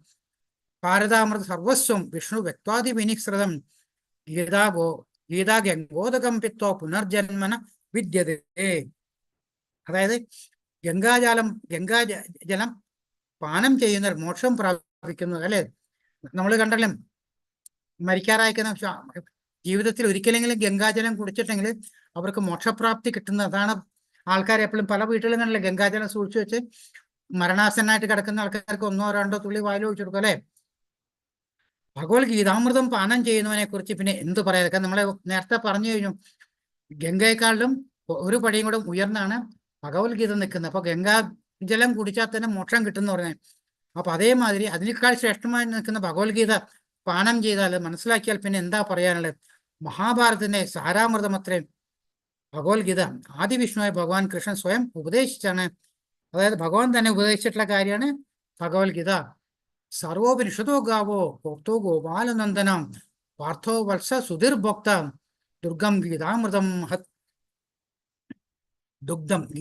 മഹത്. അതായത് ഗീതോപനിഷത്ത്, ഭഗവത്ഗീത ഗീതോ ഉപനിഷത്തും എന്നും പറയുന്നുണ്ട്. എല്ലാ ഉപനിഷത്തുക്കളുടെയും സാരമാണ്. എല്ലാ ഉപനിഷത്തുക്കളും ഒരു പശുവിനെ പോലെയാണ്. ഗോപകുമാരൻ എന്ന് പ്രശസ്തനായ ഭഗവാൻ കൃഷ്ണൻ ആ പശുവിനെ കറക്കുന്നു. അർജുനൻ ഒരു പശുക്കിടാവിനെ പിലയാണ്. പണ്ഡിതന്മാരും പരമഭക്തന്മാരും അമൃതതുല്യ ദുഗ്ധമായ ഭഗവത്ഗീത പാനം ചെയ്യുന്നു. അതായത് ആ നേരത്തെ നമ്മൾ പണ്ടമാര് ഉപനിഷത്തുകളായിട്ടുള്ള പശുക്കളെ കറന്ന് അതിന്റെ സത്തായിട്ട് അതിനും ആ വെണ്ണ മാത്രം എടുത്തിട്ട് നമുക്ക് ഭഗവാൻ തന്നിരിക്കുകയാണെന്ന് പറയുന്നത്. ഏകം ശാസ്ത്രം ദേവകീ പുത്രഗീതം ഏകോ ദേവോ ദേവകീ പുത്ര ഏവ ഏകോ മന്ത്രസ്തസ്യ നാമാനി യാനി കർമാഭ്യക്യം തസ്യ ദേവസ്യ സേവ. ഇക്കാലത്തെ ജനങ്ങൾ ഒരേ ഒരു ധർമ്മഗ്രന്ഥത്തെയും ഒരേ ഒരു ഈശ്വരനെയും ഒരേ ഒരു മതത്തെയും ഒരേ ഒരു പ്രവൃത്തി മാത്രം സ്വീകരിക്കാൻ ഉത്സുകരാണ്. ആകയാൽ ഏകം ശാസ്ത്രം ദേവകീ പുത്രഗീതം, ഒറ്റ ഗന്ധം മാത്രം ഉണ്ടായിരിക്കട്ടെ ലോകത്തിന് പൊതുവായ ഏക ധർമ്മഗ്രന്ഥം ഭഗവത്ഗീത. ഏകോ ദേവോ ദേവകീ പുത്ര ഏവ, സമസ്ത വിശ്വത്തിനും ഒരേ ഒരു ഈശ്വരൻ മാത്രം ഉണ്ടായിരിക്കട്ടെ. ആരാണ്? ശ്രീകൃഷ്ണ ഭഗവാൻ. ഏകോ മന്ത്രാസ്തന്യാമാനി, ഒരേ മന്ത്രം ഒരേ പ്രാർത്ഥന തന്നാമ സങ്കീർത്തനം. അതായത് ഹരേ കൃഷ്ണ കൃഷ്ണ കൃഷ്ണ ഹരേ ഹരേ ഹരേ രാമ രാമ രാമ ഹരേ ഹരേ കർമാപ്യേക്കം തസ്യ ദേവസ്യ ദേവ, ഒറ്റ പ്രവൃത്തി മാത്രം ഉണ്ടായിരിക്കട്ടെ. ഏതാണ്? ഭഗവത്ഗീത നാമജപം ചെയ്യുക എന്നുള്ളത്. ഓരോ യുഗത്തിനല്ലേ നമുക്ക് 4 യുഗം അറിയാതെ, സത്യയുഗം, ത്രേതായുഗം, ദ്വാപരയുഗം, കലിയുഗം, 4 യുഗങ്ങളുള്ളത്. ഓരോ യുഗത്തിനും അതിൻ്റെ യുഗധർമ്മങ്ങളുണ്ട് അല്ലേ? പണ്ടത്തെ ആൾക്കാർക്ക് സത്യയുഗത്തിൽ 1,00,000 വയസ്സായിരുന്നു, ത്രേതായിരുന്നു 16,000, ദ്വാപരം വന്നപ്പോൾ 1000 കൊല്ലമായി, അതേ കലിയുഗം വന്നപ്പോൾ 100 വയസ്സുള്ളൂ. അപ്പോൾ വയസ്സുകൾ ഇങ്ങനെ ഓരോ യുഗത്തിന്റെയും ദീർഘം കുറഞ്ഞു വരുന്നുണ്ട്, ആയുസ്സും കുറഞ്ഞു വരുന്നത്. അപ്പൊ പണ്ട് ആൾക്കാർ ചെയ്തിരുന്ന മാതിരി എന്താണ്, 1000 കൊല്ലം തപസ് ചെയ്യാനോ അല്ലെങ്കിൽ വർഷങ്ങളോളം നീണ്ടുന്ന പൂജകൾ ഏറെ യജ്ഞങ്ങൾ ചെയ്യാനോ ഇപ്പൊ പറ്റുന്നില്ല. അപ്പൊ എന്താ പറഞ്ഞിരിക്കണേ?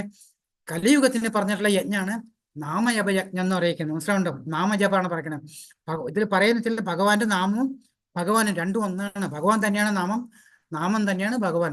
അപ്പൊ ഇവിടെ പറയുന്നത് ഭഗവാന്റെ നാമജപം. ഹരേ കൃഷ്ണ കൃഷ്ണ കൃഷ്ണ ഹരേ ഹരേ ഹരേ രാമ രാമ രാമ ഹരേ ഹരേ. ആ ഭഗവാന്റെ നാമം ജപിക്കാനാ പറയുന്നത് കലിയുഗത്തില്. അതായത് ദേവന്മാര് പോലും ചിലപ്പോൾ അവർക്ക് വളരെ ഹാപ്പിയാണെന്ന് പറയുന്നത്. എന്തിനാ വെച്ചാൽ കലിയുഗത്തിൽ ഒന്ന് ജനിച്ചു കിട്ടുന്നത്. കാരണം മോക്ഷം കിട്ടാൻ വളരെ ഈസിയാണ്. എന്താ വേണ്ടേ? ഒന്നും ചെയ്യണ്ട, ഭഗവാന്റെ നാമം ജപിച്ചുകൊണ്ടിരുന്നാൽ മതി അല്ലേ? അങ്ങനെ ഭഗവാന്റെ നാമം മാത്രം ഉണ്ടെങ്കിലും മോക്ഷപ്രാപ്തി കലിയുഗത്തിൽ പറ്റും എന്നാണ് പറയുന്നത്. അങ്ങനെ ഗീതാ മാഹാത്മ്യം കഴിഞ്ഞു, ഗീതയുടെ ഇൻട്രൊഡക്ഷൻ കഴിഞ്ഞു, ഗീതാ മാഹാത്മ്യം കഴിഞ്ഞു. അങ്ങനെ നമ്മൾ ആദ്യത്തെ അധ്യായം 1 അർജുന വിഷാദ യോഗത്തിലേക്ക് നമ്മൾ കയറുകയാണ്. അപ്പൊ നമ്മൾ പറഞ്ഞ 700 ശ്ലോകത്തിലെ ധൃതരാഷ്ട്രമായിട്ട് ഒരേ ഒരു ശ്ലോകയെ പറഞ്ഞിട്ടുള്ളൂ. അതേതാണ്? ധർമ്മക്ഷേത്രേ കുരുക്ഷേത്രേ സമവേഗായുത്സവ മാമക പാണ്ഡവാചൈവ കിമ കുർവത സഞ്ജയ.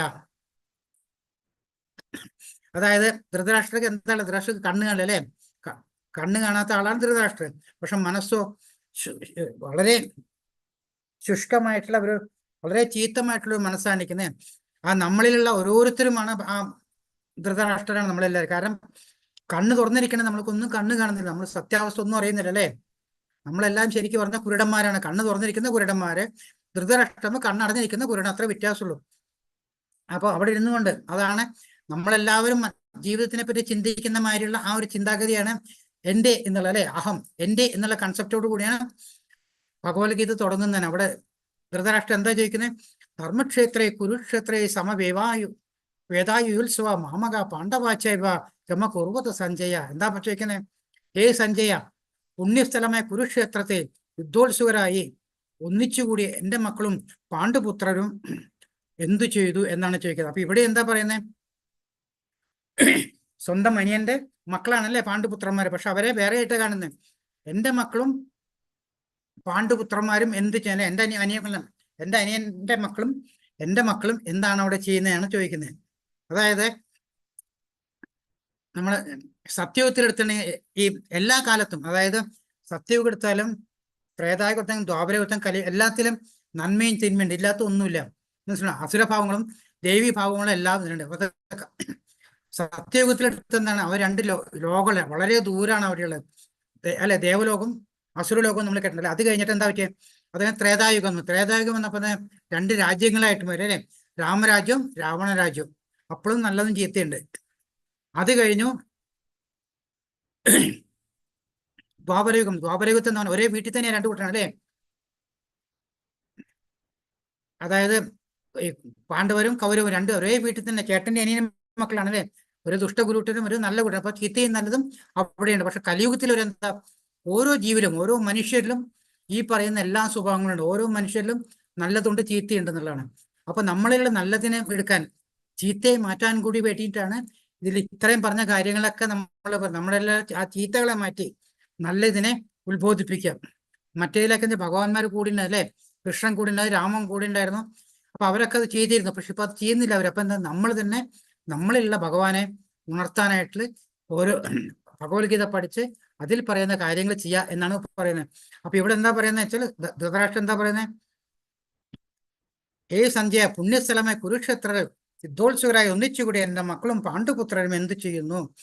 കുരുക്ഷേത്രം എന്താ യുദ്ധത്തിന് തെരഞ്ഞെടുക്കാൻ കാരണം എന്നുണ്ടെങ്കിൽ അവിടെ വളരെ വളരെ ആൾക്കാരും ദേവന്മാരും ഒക്കെ വന്ന് തപസ് ചെയ്തിട്ടുള്ള ആർക്കാണ്. കുരു മഹാരാജ അവിടെ തപസ് ചെയ്തിട്ട് ഒരു വരം കൂടി കിട്ടിയിട്ടുണ്ട്. എന്താണെന്ന് വെച്ചാൽ അവിടെ എന്തെങ്കിലും ഒരു കാര്യവശാൽ ആരെങ്കിലും വധിക്കുകയോ അല്ലെങ്കിൽ ആരെങ്കിലും മരണപ്പെടുകയോ ചെയ്തിട്ടുണ്ടെങ്കിൽ മരണപ്പെട്ട ആൾക്ക് എപ്പോഴും സ്വർഗലോകം ആരാണോ കൊല്ലുന്നത് അവർക്കൊരിക്കലും അതിന്റെ പാപമില്ല എന്ന് പറഞ്ഞു. കാരണം അത്രയും പുണ്യമായുള്ള സ്ഥലമാണ് കുരുക്ഷേത്രം എന്ന് പറയുന്നത്. അതാണ് ധർമ്മക്ഷേത്രേ കുരുക്ഷേത്രേ എന്നോട് പറഞ്ഞു. അത്രയും ധർമ്മം ഉള്ള ഒരു സ്ഥലമാണ്. അപ്പൊ വെറുതെ പോയിട്ട് ആരെയും വെട്ടിക്കൊല്ലേ ഇവിടെ നിന്ന്. അപ്പൊ അവിടെ ചെയ്ത് പറഞ്ഞപ്പോ അർജുനൻ അല്ലെ ഭഗവാൻ തന്നെ ഇത് കഴിഞ്ഞ് പറയുന്നുണ്ട്, കർമ്മത്തോടു കൂടി ആരും മരിക്കുന്നു അവരൊരിക്കലും നഷ്ടപ്പെടുന്നവർക്ക് സ്വർഗലോകത്തിൽ എന്ന് പറയണ്ടല്ലേ. അതേമാതിരി തന്നെ അവിടെ ആരെങ്കിലും കൊല്ലുന്നുണ്ടോ, യുദ്ധത്തിൽ കൊല്ലുന്നുണ്ടോ, അവർക്കൊരിക്കലും ആ കൊല്ലുന്നതിന്റെ പാപം വരുന്നത്. കാരണം കർമ്മം ചെയ്യാണ് അല്ലെ. ഒരു പട്ടാളക്കാരൻ ഫീൽഡിൽ പോയിട്ട് അവിടെ പോയിട്ട് ഒരാളെ, ഒരു ഓപ്പോസിറ്റുള്ള ഒരു രാജ്യത്തിലെ ഒരാളെ കൊന്നു കഴിഞ്ഞാൽ അയാൾക്ക് അത് കുഴപ്പമില്ല, കാരണം വെച്ചാൽ അയാളെ കർമ്മം ചെയ്തുകൊണ്ടിരിക്കുക. പക്ഷെ അതേസമയം അതേ പട്ടാളക്കാരൻ നാട്ടിൽ വന്നിട്ട് കൊള്ളാൻ പറ്റില്ല, അത് ശരിയല്ലേ. അപ്പൊ അവരവരെ കർമ്മത്തിൽ ഇരുന്നു കൊണ്ട് ചെയ്യുന്ന കാര്യങ്ങളാണ് പറയുന്നത്. അപ്പൊ അതാണ് അവിടെ ധർമ്മക്ഷേത്രേ കുരുക്ഷേത്രേ എന്ന് പറയുന്നത്. അത് കഴിഞ്ഞിട്ട് എന്താണ് വീണ്ടും ധൃതരാഷ്ട്ര പറയുന്നത്, എന്റെ മക്കളും പാണ്ഡുപുത്രന്മാരും അവിടെ എന്ത് ചെയ്തു? ഇങ്ങനെ ഒറ്റ ചോദ്യം ചോദിച്ചിട്ടാണ് ധൃതരാഷ്ട്ര വിടുന്നത്. അത് കഴിഞ്ഞിട്ട് അപ്പൊ സഞ്ജയൻ പിന്നെ പറയുന്നത് എന്താണ്, സഞ്ജയൻ എന്താ ചെയ്യുന്നത്, അവിടെ ആലോചിച്ചു. ഈ കുരുക്ഷേത്ര യുദ്ധം ചെയ്യുന്നതിന് മുമ്പ് വ്യാസദേവൻ വരുന്നുണ്ട്. വ്യാസദേവൻ ധൃതരാഷ്ട്ര ചോദിക്കും, അങ്ങക്ക് ഞാൻ ഒരു കണ്ണ് തരാം ഇതൊക്കെ കാണാൻ. അപ്പൊ പറഞ്ഞു എനിക്കൊന്നും കാണണ്ട എന്ന് പറയത്. എന്നിട്ടാണ് സഞ്ജയന് ആ അനുഗ്രഹം കൂടെ എന്താണ്, അവിടെ ഇരുന്നുകൊണ്ട് തന്നെ കുരുക്ഷേത്രത്തിൽ എന്താണോ നടക്കുന്നത് അത് മുഴുവൻ സഞ്ജയന് കാണാൻ പറ്റുന്നത്. ഈ എല്ലാ നല്ല കാര്യങ്ങളും ചീത്ത കാര്യങ്ങളും എല്ലാം സഞ്ജയൻ കേട്ട് അങ്ങനെയാണ് സഞ്ജയനോട് ചോദിക്കുന്നത്. സഞ്ജയൻ അവിടെ നടക്കുന്ന ഓരോ കാര്യങ്ങൾ അപ്പൊ ധൃതരാഷ്ട്രക്ക് പറഞ്ഞു കൊടുക്കുന്നുണ്ട്. അപ്പൊ അത് കഴിഞ്ഞിട്ട് ശ്ലോകം 3 പറയണ്ട, പശ്യതാം പാണ്ഡുപുത്രാണം ആചാര്യ മഹതിം ജമും വ്യൂഢാം ദ്രുപദപുത്രേണ തവ ശിഷ്യേണ ധീമത. അല്ലയോ ആചാര്യ, അതായത് സഞ്ജയൻ പറഞ്ഞു കൊടുക്കേണ്ട അവിടെ അങ്ങനെ എല്ലാവരും യുദ്ധം ചെയ്യാൻ തയ്യാറായി നിൽക്കുന്ന പറയുന്ന സമയത്ത് ഇവിടുത്തെ അവരെ വർണ്ണന ചെയ്യണം എന്താണോ നടക്കുന്നതെന്നില്ല. അപ്പോ ദുര്യോധനൻ വന്നിട്ട്, ദുര്യോധനൻ അന്നത്തെ അവിടെ മുന്നിൽ നിൽക്കുന്ന ദ്രോണാചാര്യരാണ് അല്ലെ. ആ ദ്രോണാചാര്യരുടെ കാരണം നമുക്ക് എപ്പോഴും ഒരു കൺഫ്യൂസ് സ്റ്റേജ്, അല്ലെങ്കിൽ നമുക്കൊരു വിശ്വാസം ഇല്ലാത്തവരും നമ്മൾ നമ്മുടെ കാര്യങ്ങൾ കുറേശ്ശെ അല്ലെ ഉയർത്തി പറയും. അല്ലാതെ നമുക്ക് നമ്മുടെ കോൺഫിഡൻസ് ഉണ്ടെന്ന് നമ്മൾ വളരെ മിണ്ടാണ്ട് കൂളായിട്ടിരിക്കും അല്ലെ. അപ്പൊ ഇവിടെ ദുര്യോധനൊരു ഭയമുണ്ട്. കാരണം എന്താണ്, ഓപ്പോസിറ്റ് സൈഡിൽ നിൽക്കുന്നത് ഭഗവാൻ തന്നെയാണ് നിൽക്കുന്നത്, അവിടെ തേരകളിയായിട്ട് നിൽക്കുന്ന ഭഗവാനാണ്. അപ്പൊ ദുര്യോധനൊരു സംശയമുണ്ട്, എന്തെങ്കിലും ഞാൻ ജയിക്കുമോ, എന്താ പ്രശ്നം എന്നുള്ളത്. അപ്പൊ ഓരോരുത്തർക്കും മോറൽ ബൂസ്റ്റിംഗ് കൊടുക്കണം. അപ്പൊ ചേട്ടൻ പറയണം, ദ്രോണാചാര്യ അടുത്ത് പോയിട്ട്, അല്ലയോ ആചാര്യ, അങ്ങയുടെ ശിഷ്യനും ബുദ്ധിശാലിയുമായ ദ്രുപദപുത്രൻ ഒരുക്കി നിർത്തിയിട്ടുള്ള ഈ മഹത്തായ പാണ്ഡവ സൈന്യത്തെ ഒന്ന് നോക്കൂ എന്ന് പറയുന്നുണ്ട് അല്ലെ. ദ്രുപദ മഹാരാജാവിന്റെ കാര്യം നമുക്കറിയാം. ദ്രുപദനും ദ്രോണാചാര്യവും ഒന്നിച്ച് കളിച്ചു വളർന്ന ആൾക്കാരല്ലേ. ആ സ്നേഹത്തിന് പോയി അന്ന് ദ്രുപദ മഹാരാജ് ദ്രോണനോട് പറയും, ഞാൻ രാജാവായ നിനക്ക് എന്റെ രാജ്യത്തിന്റെ പകുതി തരാന്ന് പറയും. പക്ഷെ കാര്യം കഴിഞ്ഞപ്പോ ദ്രുപദ മഹാരാജാവ് കാലുമാറി. അപ്പൊ ദ്രോണനക്ക് ദേഷ്യമായി. അങ്ങനെ ഇരിക്കുന്ന സമയത്താണ് ഇവര് തമ്മിലുള്ള പ്രശ്നങ്ങളും യുദ്ധങ്ങളും ഒക്കെ വന്നുകൊണ്ടിരിക്കുമ്പോൾ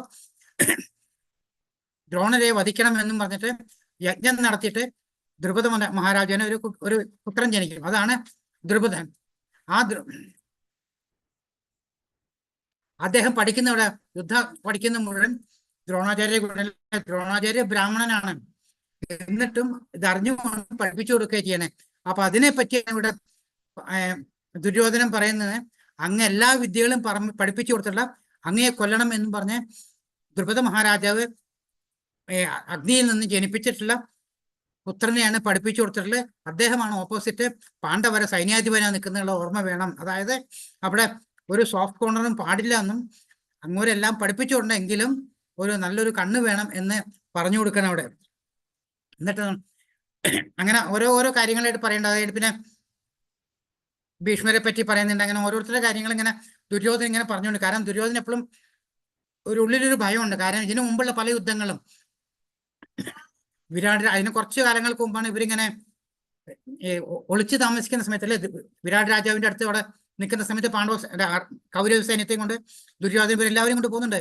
അവരെല്ലാവരും ഒറ്റയ്ക്ക് അർജുനൻ തോൽപ്പിക്കുന്നുണ്ട്. അർജുനൻ തോൽപ്പിച്ചിട്ട് എല്ലാവരും ഓടിപ്പോകുന്നുണ്ട്. അപ്പൊ ആ ഒരു പേടിയും അവിടെ ദുര്യോധനുണ്ട്. അതുകൊണ്ടാണ് ദുര്യോധന ഓരോരുത്തരുടെ അടുത്തും പോയിട്ട് ഇങ്ങനെ പറഞ്ഞ് മോറൽ ബൂസ്റ്റിംഗ് പറഞ്ഞ കാര്യങ്ങൾ പറഞ്ഞ് സ്വയം സമാധാനിപ്പിക്കുന്നുണ്ട്. അവരെയും സമാധാനിപ്പിച്ച് ഇങ്ങനെ ഇങ്ങനെ പറഞ്ഞു വരുന്നുണ്ട്. അതങ്ങനെ പറഞ്ഞു വരുമ്പോൾ അത് കഴിഞ്ഞിട്ട് എന്താണ്, അന്ന് പണ്ടത്തെ കാലത്ത് ധർമ്മയുദ്ധമാണ്. 6 to 6 ആണ്. ഇന്നലത്തെ മാതിരി രാത്രിയും പകലും ഇതുള്ള പരിപാടിയൊന്നുമില്ല. കാലത്ത് സൂര്യൻ ഉദിച്ചു കഴിഞ്ഞാൽ എല്ലാവരും ശംഖെടുത്തു, അയാം ഓക്കെ എന്ന് പറഞ്ഞ് ശംഖൂതും. അത് കഴിഞ്ഞ് വൈകുന്നേരം സൂര്യൻ ഉദിച്ചു കഴിഞ്ഞാൽ ശംഖൂതി യുദ്ധം അവസാനിപ്പിച്ചു. എല്ലാവരും അന്യോന്യം പോവും, വർത്താനം പറയക്കല്ല, എല്ലാം ബന്ധുക്കളാണ്, എല്ലാം ചെയ്യും. അത് കഴിഞ്ഞാൽ ധർമ്മയുദ്ധം എന്ന് പറയുന്നത്. അപ്പൊ അതേമാതിരി ഇവിടെയും യുദ്ധം തുടങ്ങേണ്ട സമയമായി. സൂര്യൻ ഉദിച്ചു കഴിയുമ്പോൾ ദുര്യോധന്റെ എല്ലാവരോടുമുള്ള ആ ബൂസ്റ്റിംഗ് ഒക്കെ കഴിഞ്ഞ സമയത്ത് എന്താ ചെയ്യുന്നത്, ഓരോരുത്തരായിട്ട് ശംഖ് വിളിച്ചു തുടങ്ങി. അപ്പൊ ആദ്യം പാണ്ഡവ സൈന്യമാണ് ശംഖ് വിളിക്കുന്നത്. പാണ്ഡവ സൈന്യത്തിൽ ഏറ്റവും ആദ്യം ചെയ്യുന്ന കൃഷ്ണനാണ് ചെയ്യുന്നത്. പാഞ്ചജന്യം ഋഷികേശോ ദേവദത്തം തനഞ്ഞ പ്രൗഢം ദദ്മൗ മഹാശംഖം ഭീഷ്മകർമ്മ ഗോദര. അതായത് കൃഷ്ണ ഭഗവാൻ തന്റെ പാഞ്ചജന്യം എന്നുള്ള ഓരോരുത്തരുടെ ശംഖിനും ഓരോരോ പേരുണ്ട്.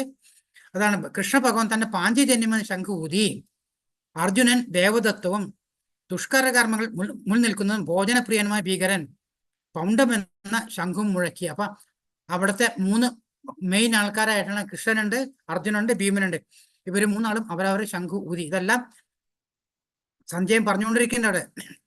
അനന്ത വിജയം രാജ കുന്തി പുത്രോ യുധിഷ്ഠിര നകുലം സഹദേവച്ച സുഘോഷമണി പുഷ്പകോ കാശച്ച പരമേശ്വാസ ശിഖണ്ഡീച മഹാരഥ ദൃഷ്ടദ്യുമ്നോ വിരാടച്ച സാത്വികി ചാപരാജിത ദ്രുപദോ ദ്രൗപദയാച്ച സർവശ പൃഥിവീപദേ സൗഭദ്രച്ച മഹാബാഹു ശംഖാൻ തത്വം പൃഥക് പൃഥക്.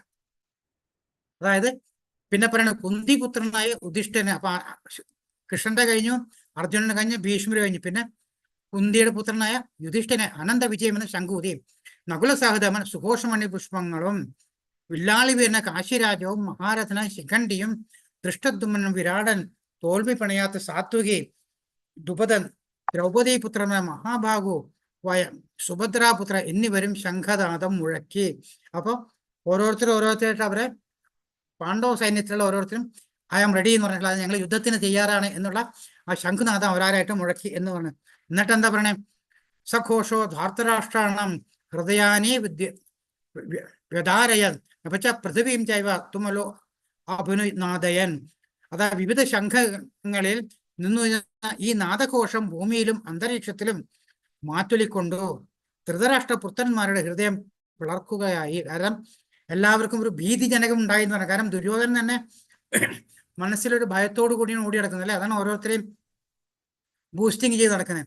അപ്പൊ ആ കൂട്ടത്തില് ഇവർ യുദ്ധത്തിന് തയ്യാറാണെന്ന ചങ്കിവിളി കേട്ടപ്പോൾ എല്ലാവരും മനസ്സിലും ഒരു ഇളക്കം ഉണ്ടായി എന്നാണ് പറയുന്നത്. അപ്പൊ ആ സമയത്താണ് അർജുനൻ ഒരു ഐഡിയ തോന്നുന്നത്. എന്താണ് അർജുനൻ പറയണം, സേനയോരു ഭയോർമധ്യേ രഥം സ്ഥാപയമേ അച്യുത യാവതേതാ നിരീക്ഷേഹം യോധു കാമാനവസ്ഥിതൻ കർമ്മയ സഹ യോധവ്യ അസ്മിൻ രണ സമുദ്യതേ. അതായത് ഹേ അച്യുത, അച്യുത എന്ന് വെച്ചാല് ഒരിക്കലും തെറ്റുപറ്റാത്തവനെ എന്നുള്ളതാണ്. ഇരു സൈന്യങ്ങൾക്കും മധ്യത്തിലെ എന്റെ തേർ കൊണ്ട് നിർത്തുക. ആരൊക്കെയാണ് യോദ്ധകാംക്ഷികൾ ഇവിടെ വന്നിട്ടുള്ളതെന്ന് ഞാനൊന്ന് കാണട്ടെ. അത് സ്വന്തം കൂട്ടത്തിൽ നോക്കേണ്ട ആവശ്യമില്ല. അപ്പൊ എന്താ ചെയ്യുന്നത്, ഓപ്പോസിറ്റ് തരം ദുര്യോധന്റെ അത് കൗരവപ്പടയെ സഹായിക്കാനായിട്ട് ആരൊക്കെയാണ് വന്നിരിക്കുന്നത് എന്ന് ഞാനൊന്ന് കാണട്ടെ എന്നാണ് ഇവിടെ അർജുനൻ പറയുന്നത്.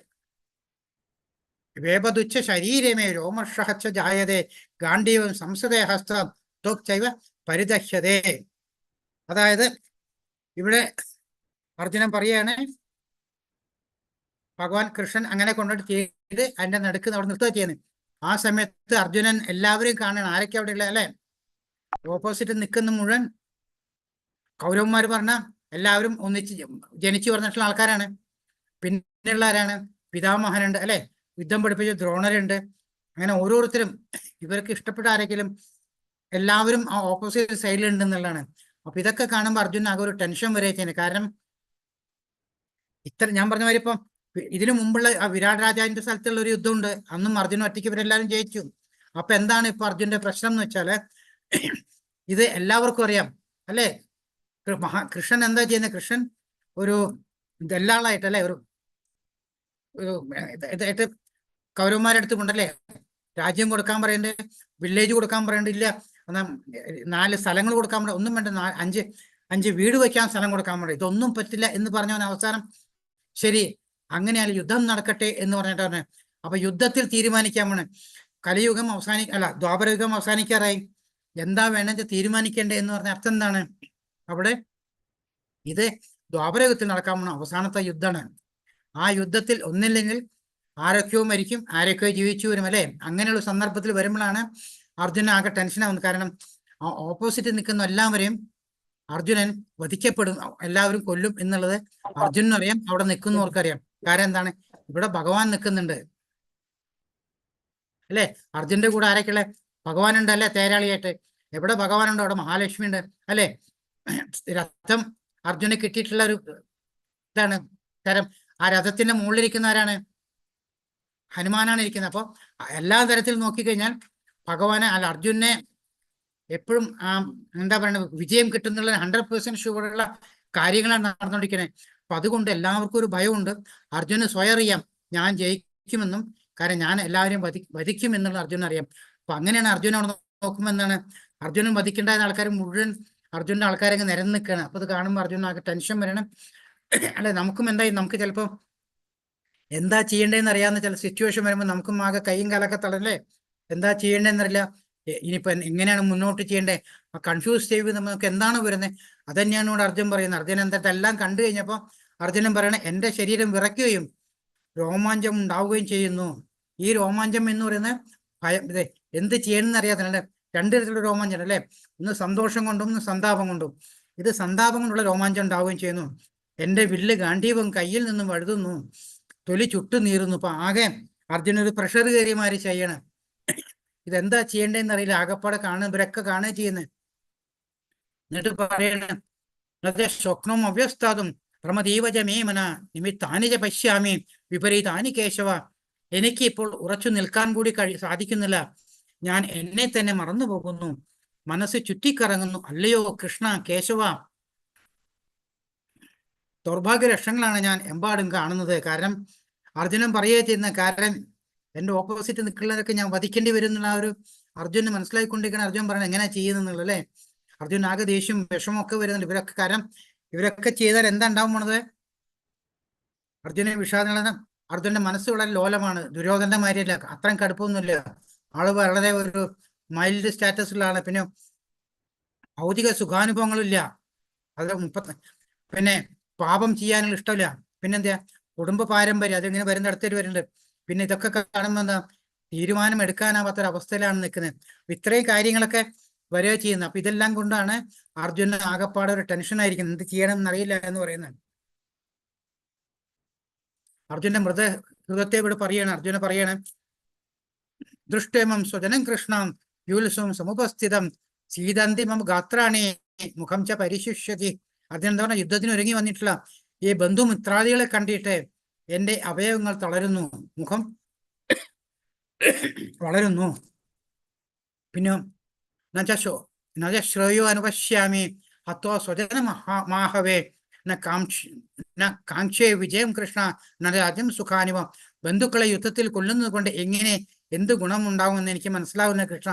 എനിക്ക് വിജയം ആവശ്യമില്ല, രാജ്യമാവട്ടെ സുഖമാവട്ടെ എനിക്ക് വേണ്ട. അപ്പൊ നമ്മൾ നേരത്തെ പറഞ്ഞ 5 കാര്യങ്ങളെ ഡീറ്റെയിൽ ആയിട്ട് പറയാണ്. പിന്നെന്താണ്, പാപം ചെയ്യല്, പാപമേ വേശ്രേയസ്മൻ ഹദ്വദാനാദിന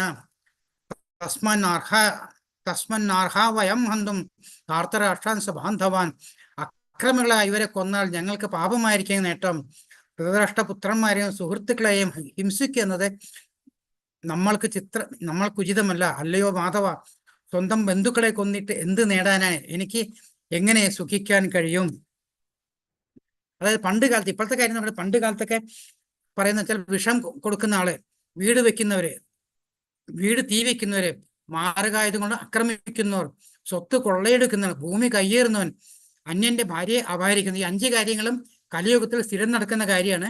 പക്ഷെ ഈ 5 കാര്യങ്ങളും പണ്ട് കാലത്തുള്ള വൈദിക കാലത്ത് പ്രമാണം അനുസരിച്ച് ഈ പറഞ്ഞിട്ടുള്ള 5 കാര്യങ്ങൾ ചെയ്യുന്നവരെ മരണശിക്ഷയ്ക്ക് വിധിക്കപ്പെടണം എന്നാണ് പറയുന്നത്. അത് പണ്ട് കാലത്ത് ചെയ്യുന്നത് നമുക്കറിയാമല്ലോ, ഭാര്യയെ ശ്രീരാമൻ വധിക്കുന്ന നമ്മൾ കണ്ടിട്ടുണ്ടല്ലേ. അപ്പൊ ഈ 5 കാര്യങ്ങൾ ചെയ്യുന്ന ആൾക്കാരെ വധിക്കണം എന്നാണ് ദ്വാപരയുഗം വരെ പറഞ്ഞു തന്നിട്ടുള്ളത്. അപ്പൊ ഈ കൗരവന്മാരെ പറഞ്ഞ 5 കാര്യങ്ങളും കൗരവന്മാർ ചെയ്തു എന്നുള്ളത് നമ്മൾ കഥകൾ കേട്ടിട്ടുണ്ട്. അതിലേക്ക് ഞാനിപ്പോൾ ഡീറ്റെയിൽ ആയിട്ട് പോകുന്നില്ല. പിന്നെ കുടുംബ പാരമ്പര്യപരം അധർമാഭിവഹാത് കൃഷ്ണം പ്രദുഷ്യന്തി കുലസ്ത്രീയാം സ്ത്രീഷു ദുഷ്ടാസു വർണ്ണയാം ജായതേ വർണ്ണസങ്കര. അല്ലയോ കൃഷ്ണ, കുലത്തിൽ അധർമ്മം മുന്നിട്ട് നിന്നാൽ സ്ത്രീകൾ ദുഷിച്ചു പോകും. അതായത് യുദ്ധത്തിൽ എന്താ ചെയ്യുന്നല്ലേ, ആണുങ്ങളെ യുദ്ധത്തിന് വരുന്നത്. അപ്പൊ ആണുങ്ങളെല്ലാം മരിച്ചു പോയി കഴിഞ്ഞാൽ കുടുംബം നടത്താനും വീട്ടുകാര്യങ്ങൾ ചെയ്യാനും ആരുമില്ല. അപ്പൊ എന്താണ്, സ്ത്രീകൾക്ക് പുറത്തേക്ക് ഇറങ്ങേണ്ടി വരും അല്ലേ. അങ്ങനെ സ്ത്രീകൾക്ക് പറയുമ്പോൾ മറ്റുള്ള പല കാര്യങ്ങൾക്ക് ഇറങ്ങും, സ്ത്രീകൾ നശിച്ചു പോകും എന്ന് പറയുന്നത്, ദുഷിച്ചു പോകും. അല്ലയോ കൃഷ്ണ കുലത്തിൽ പിറന്നവനെ, സ്ത്രീത്വം ദുഷിച്ചാൽ ആർക്കും വേണ്ടാത്ത കുട്ടികൾ ജനിക്കുന്നു. അതായത് വീട് നോക്കാൻ ആരില്ല, ആണുങ്ങളെല്ലാം മരിച്ചു പോകുന്ന സങ്കരമായിട്ട് കാര്യങ്ങളൊക്കെ നടന്നു കഴിഞ്ഞിട്ടുണ്ടെങ്കിൽ വർണ്ണസങ്കരം വരും, ആർക്കും വേണ്ടാത്ത കുട്ടികൾ അങ്ങനെ വന്നിട്ട് എന്നാൽ കുലക്ഷയം ഉണ്ടാവും എന്നാണ് അർജുനൻ പറയുന്നത്. പിന്നെ പറയുന്ന തീരുമാനം എടുക്കാനവസ്ഥ ചൈദ്യുത കരനയ്യോ ഗരീയോ യത്വാ ജയേമായതി വാനോ ജയേയോ ജാനയോ ഹത്വാന ജിജീഭിഷാമം സ്ഥേ അവസ്ഥിത പ്രമുഖേ ധാർത്തരാഷ്ട്ര. അവരെ ജയിക്കുന്നതോ അവരാൽ തോൽപ്പിക്കപ്പെടുന്നോ ഏതാണ് നല്ലതെന്ന് നമുക്കറിഞ്ഞുകൂടാ. ധാർത്തരാഷ്ട്ര ധൃതരാഷ്ട്രപുത്രന്മാരെ കൊന്നിട്ട് നാം ജീവിച്ചിരുന്നിട്ട് എന്ത് കാര്യം? എങ്കിലും അവർ ഇപ്പോൾ ഈ യുദ്ധത്തിനായി നമുക്ക് മുമ്പാകെ നിൽക്കുന്നു. കാരണം കൊന്നിട്ട് എന്താ കാര്യമല്ലേ, ഒന്നുമില്ല. ഇവരെല്ലാവരും ഈ പ്രപഞ്ചത്തിൽ കാണുന്ന എല്ലാവരും കോടാനുകോടി ജനങ്ങളാണ് യുദ്ധത്തിൽ ഏർപ്പെട്ടിരിക്കുന്നത് അല്ലേ. ലോകമഹായുദ്ധത്തിനേക്കാളും വലിയൊരു യുദ്ധമാണ് ശരിക്കും പറഞ്ഞാൽ ഈ കൗരവന്മാരും പാണ്ഡവന്മാരും എന്നുള്ള യുദ്ധം. അപ്പൊ അവരെല്ലാവരും മരിച്ചു കഴിഞ്ഞാൽ ഈ ലോകം മുഴുവൻ ഒരുപാട് എല്ലാം നശിച്ചു പോകുമെന്ന് പറയുന്നത്. അങ്ങനെ വന്നു കഴിഞ്ഞാൽ അവരെയൊക്കെ കൊന്നിട്ട് പിന്നെ എനിക്കെന്ത് കാര്യമല്ലേ. അതായത് ഇങ്ങനെ പല പല കാര്യങ്ങളും പറഞ്ഞിട്ട് ഇങ്ങനെ അർജുനൊക്കെ തലയ്ക്ക് കൈയും കൊടുത്തിട്ട് വിഷണ്ണനായിട്ടിരിക്കുകയെന്ന്. ആവത് ബഹത് പാപം കർത്തും വ്യവസ്ഥിതാവയം രാജസുഖലോഭേനാം അന്തും സ്വജനമുദ്യത. അതായത് കഷ്ടം, എന്തൊരു മഹാപാപത്തിനാണ് നാം ഒരുങ്ങി പുറപ്പെട്ടത്. എന്തിനായിരുന്നു യുദ്ധത്തിന് വേണ്ടി പുറപ്പെട്ടത് എന്നാണ് പറഞ്ഞത്. രാജ്യം നേടി സുഖിക്കാൻ വേണ്ടി സ്വജനങ്ങളെ കൊല്ലുകയോ. അർജുനൻ എപ്പോഴും പറഞ്ഞ് കൊല്ലുന്നു അല്ലേ, അവരെ കൊല്ലാൻ പോകുന്നു എന്നുള്ള ആ വിഷമത്തിലാണ് അർജുനൻ അവിടെ നിൽക്കുന്നത്. യതി മാമപ്രതീകാര അശസ്ത്രം ശസ്ത്രപാണയാം ധാർത്തരാഷ്ട്രാരണേഹന്യം തന്മേ ക്ഷേമ തരം ഭവേത്. ധാർത്തരാഷ്ട്രന്മാരുടെ പൊരുതുന്നതിൽ ഭേദം നിരായുധനായ കഥ. പണ്ട് കാലത്തൊക്കെ ആയുധം താഴെ വെച്ചിട്ടുണ്ടെങ്കിൽ അത് ധർമ്മയുത്താണ്, പിന്നെ അയാൾ ഒന്നും ചെയ്യില്ല ആരും. പ്രതിരോധത്തിന് ഒരുങ്ങാതെ നിൽക്കുന്ന എന്നെ അവർ കൊല്ലട്ടെ എന്ന് വെക്കുക. അതായത് ആയുധം കയ്യിലെടുത്താൽ അർജുനൻ അത് ഉപയോഗിക്കേണ്ടി വരും. അപ്പൊ എന്താ പറയുന്നത്, അർജുനൻ പറഞ്ഞു ഇവരെ എനിക്ക് കൊല്ലാൻ യാതൊരു ഇൻട്രസ്റ്റും ഇല്ല. അപ്പൊ ഞാൻ എന്ത് ചെയ്യുന്നത്, ഞാൻ ആയുധം താഴെ വെച്ചിട്ട് കീഴടങ്ങിയിട്ട് അവരെ എന്നെ എന്ത് വേണമെങ്കിൽ ചെയ്തോട്ടെ എന്നാണ് അർജുനൻ അവസാനം പറയുന്നത്. അപ്പൊ എന്നിട്ട് സഞ്ജയം പറയണം അവസാനം, ഏവ മുക്താർജുന സംഖ്യേ രഥോപസ്ഥ ഉപാവിശദ് വിസൃജ സശരം ചാപം ശോക സമിഗ്ന മാനസ. എന്നപ്പോ സഞ്ജയ് എന്നിട്ട് പറഞ്ഞുകൊണ്ടിരിക്കുകയാണ്. എന്താ പറയണേ, അർജുനൻ രണാങ്കണത്തിൽ വെച്ച് ഇത്രയും പറഞ്ഞിട്ട് വില്ലും ശരങ്ങളും താഴെയിട്ട് അത്യന്തം ദുഃഖിതനായി തേരിൽ ഇരിപ്പായി. അതായത് നമ്മളിങ്ങനെ മുന്നോട്ട് പോകുമ്പോൾ നമുക്ക് കാണാൻ പറ്റും, 1-ാമത്തെ അധ്യായത്തിൽ ഏറ്റവും കൂടുതൽ അർജുനൻ സംസാരിക്കുന്നുണ്ട്. ഏതാണ്ട് അതേമാതിരി തന്നെ 2-ാമത്തെ അധ്യായത്തിന് സംസാരിക്കുന്നുണ്ട്. പക്ഷെ മുന്നോട്ട് പോകുന്നതോ അർജുനന് ജ്ഞാനങ്ങളും കാര്യങ്ങളും മനസ്സിലായി വരുമ്പോൾ അർജുനന്റെ ആ സംസാരം, ആ ഞാൻ എന്ന ഭാവം മാറി. കാരണം ഞാൻ അഹം എന്നുള്ള അല്ലെങ്കിൽ ഈ ശരീരം എന്നുള്ള ആ ഭാവത്തിലിരിക്കുമ്പോഴാണ് നമുക്ക് കൂടുതൽ സംസാരിക്കാനും കാര്യങ്ങൾ ചെയ്യാനും വരും. അർജുനന് ജ്ഞാനം കയറി വരുമ്പോൾ നമുക്കറിയാം അർജുനന്റെ സംസാരം കുറേശ്ശെ കുറഞ്ഞു വരുന്നതൊക്കെ കാണാൻ പറ്റും. അപ്പൊ ഇതിലല്ലേ ഈ 1-ാം അധ്യായത്തില് ആൾമോസ്റ്റ് പറയുന്ന എല്ലാം സഞ്ജയൻ കുറച്ച് പറഞ്ഞിട്ട് ബാക്കി മുഴുവൻ അർജുനൻ തന്നെയാണ് പറഞ്ഞത്. ധൃതരാഷ്ട്രാകെ ഒരെണ്ണേ പറഞ്ഞിട്ടുള്ളൂ. അപ്പൊ ഇത് അർജുനന്റെ കാര്യങ്ങൾ. അപ്പൊ ഭഗവത്ഗീത നൽകുന്ന വിദ്യ നാം നമ്മുടെ ശരീരം കൊണ്ടല്ല പ്രവർത്തിക്കുന്നത്, വാസ്തവത്തിൽ നമ്മുടെ മനസ്സുകൊണ്ടും ബുദ്ധി കൊണ്ടുമാണ്. ആകയാൽ നമ്മുടെ മനസ്സും ബുദ്ധിയും ഭഗവത് സ്മരണയിൽ വ്യാപകമാകുവാൻ സ്വാഭാവികം നമ്മുടെ ഇന്ദ്രിയങ്ങളും തത് സേവനത്തിൽ മുഴുകും. ഉപരിപ്ലവമായി ഇന്ദ്രിയ പ്രവർത്തികൾ ഒന്നു തന്നെയായിരിക്കും എങ്കിലും അവബോധം മാറിയിരിക്കും. അവബോധം ഞാൻ എന്ന ഭാവത്തിൽ മാറിയിരിക്കും. അങ്ങനെ മനസ്സും ബുദ്ധിയും ഭഗവത് സ്മരണ നിർത്താം. അത് ഭഗവത്ഗീത പഠിപ്പിക്കുന്നു. അത് ഭഗവത് സാമ്രാജ്യത്തിലേക്ക് ഒരാളെ തന്നെത്താൻ മാറ്റും. അതായത് ഭഗവാൻ പറയുന്നത് അഹം എന്ന ഭാവം എന്താണ്? ഈ ശരീരമാണെന്ന് പറയുന്നത് അല്ലേ? ഈ ശരീരം ആണ് ഉദ്ദേശിച്ചുകൊണ്ടാണ് ഇത്രയും അർജുന ഈ പറഞ്ഞ കാര്യങ്ങളെ കൊല്ലാൻ പോകുന്നു. അതാണ് എൻ്റെ ടെൻഷൻ. ഞാൻ എങ്ങനെ കൊല്ലും, ഞാനത്, ഞാൻ ഇങ്ങനെ, ഞാൻ അല്ലെ, ഞാൻ എൻ്റെ എന്നെല്ലാം പറയുന്നുണ്ട്. പക്ഷെ നമ്മൾ ആദ്യം കണ്ടു എന്താണ്? ഈ ശരീരം എന്നൊന്നുമില്ല, ഈ ശരീരത്തിലിരിക്കുന്ന ആത്മാവാണ് എല്ലാം എന്നല്ലേ. ഈ ആത്മാവ് എന്താണ്? ആത്മാവ് കൺട്രോൾ ചെയ്യുന്ന ആരാണ്? മനസ്സാണ്. മനസ്സ് കൺട്രോൾ ചെയ്യുന്നതാണ് ഇന്ദ്രിയങ്ങളാണ്. പക്ഷെ ഇപ്പൊ നമ്മൾ നടക്കുന്നതാണ് നേരെ തിരിച്ചാണ്. ഇന്ദ്രിയങ്ങളെല്ലാം മനസ്സിനെയും മനസ്സ് ബുദ്ധിയെയും ഇതെല്ലാം ഇരിക്കുമ്പോൾ ആത്മാവ് പറയുന്ന ആരും കേൾക്കുന്നില്ല. എല്ലാവരും അവരവരുടെ ഇഷ്ടപ്രകാരം അല്ലേ. നമ്മൾ കണ്ടല്ലേ 5 തേരിനെ പിടിച്ചിട്ടുള്ള ഒരു കുതിരയെ പിടിച്ചിട്ടുള്ള അല്ലേ. ഈ 5 കുതിരകൾ 5 സ്ഥലത്തേക്ക് വരുന്ന തേര് എവിടെയാണ് നിന്ന് അവിടെ തന്നെ നിൽക്കും. അതേസമയം ഈ 5 ഇന്ദ്രിയകളും ഒരേമാതിരി കുതിരകളെ പിടിച്ച് ഒരേമാതിരി നിർത്തി മുന്നോട്ട് പോയ തേര് മുന്നോട്ട് കുതിക്കും. അത് തന്നെയാണ് ഇവിടെയും ഭഗവാൻ പറയുന്നത്. ഇന്ദ്രിയങ്ങളുടെ കാര്യങ്ങൾക്ക് നിൽക്കാതെ ഭഗവാനിൽ ധ്യാനിച്ച് ഭഗവത്ഗീത പഠിച്ച് നമ്മൾ മനസ്സിനെ വെച്ച് ഇന്ദ്രിയങ്ങളെ കൺട്രോൾ ചെയ്ത് പോയി കഴിഞ്ഞാൽ നമുക്ക് ഭഗവാൻ നമ്മൾ ചെയ്ത പാപങ്ങളൊക്കെ മാറി നമുക്ക് ഭഗവത് ധാമത്തിലേക്ക് പോകാൻ പറ്റും എന്ന് പറയണം. അപ്പൊ അതിന്റെ ആദ്യപടിയായി നമ്മുടെ എല്ലാം മനസ്സിന്റെ അതേമാതിരി ഇപ്പോഴത്തെ എല്ലാം നമ്മുടെ മനസ്സിന്റെ ഉള്ള ആ കണ്ടീഷനിലാണ് ഇപ്പൊ അർജുനൻ നിൽക്കുന്നത്. അപ്പൊ നമ്മളെ അവിടെ അർജുനന്റെ ആ കണ്ടീഷനിൽ നമ്മളെ മനസ്സിനെ കൊണ്ട് ഭഗവാൻ നിർത്തിയിട്ട് നാളെ നമുക്ക് അവിടെ നിന്നും എന്താണ് മുന്നോട്ടുള്ള പാദം, എങ്ങനെയാണ് മുന്നോട്ട് പോകുന്നത്, ഈ കൺഫ്യൂഷൻ എങ്ങനെ മാറി മാറി വരുന്നുള്ളത് ഭഗവാൻ നമുക്ക് പറഞ്ഞു തരുന്നുണ്ട്.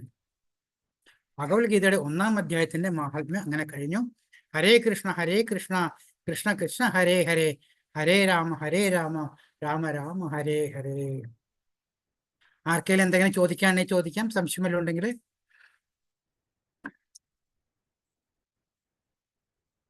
ഹരേ കൃഷ്ണ.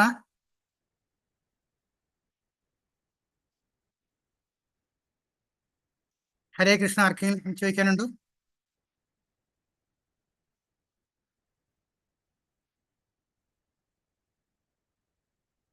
ഹരേ കൃഷ്ണ. ശരി, ആർക്കും ഒന്നും ചോദിക്കാനല്ലേ ഞാൻ നിർത്തിക്കോട്ടെ എന്നല്ലേ. ഹരേ കൃഷ്ണ പ്രഭുജി. ലൈവ് ഒന്ന് ഓഫ് ചെയ്തിട്ടുള്ളൂ പ്രഭു. ലൈവ് ഓഫ് ചെയ്തിട്ടുള്ളൂ പ്രഭു. ഹരേ കൃഷ്ണ. ഓഫ് ചെയ്യാൻ പറ്റുമോ? 1 മിനിറ്റ്. പ്രഭുവിനെ ഓഫ് ചെയ്യാം. ഓക്കെ.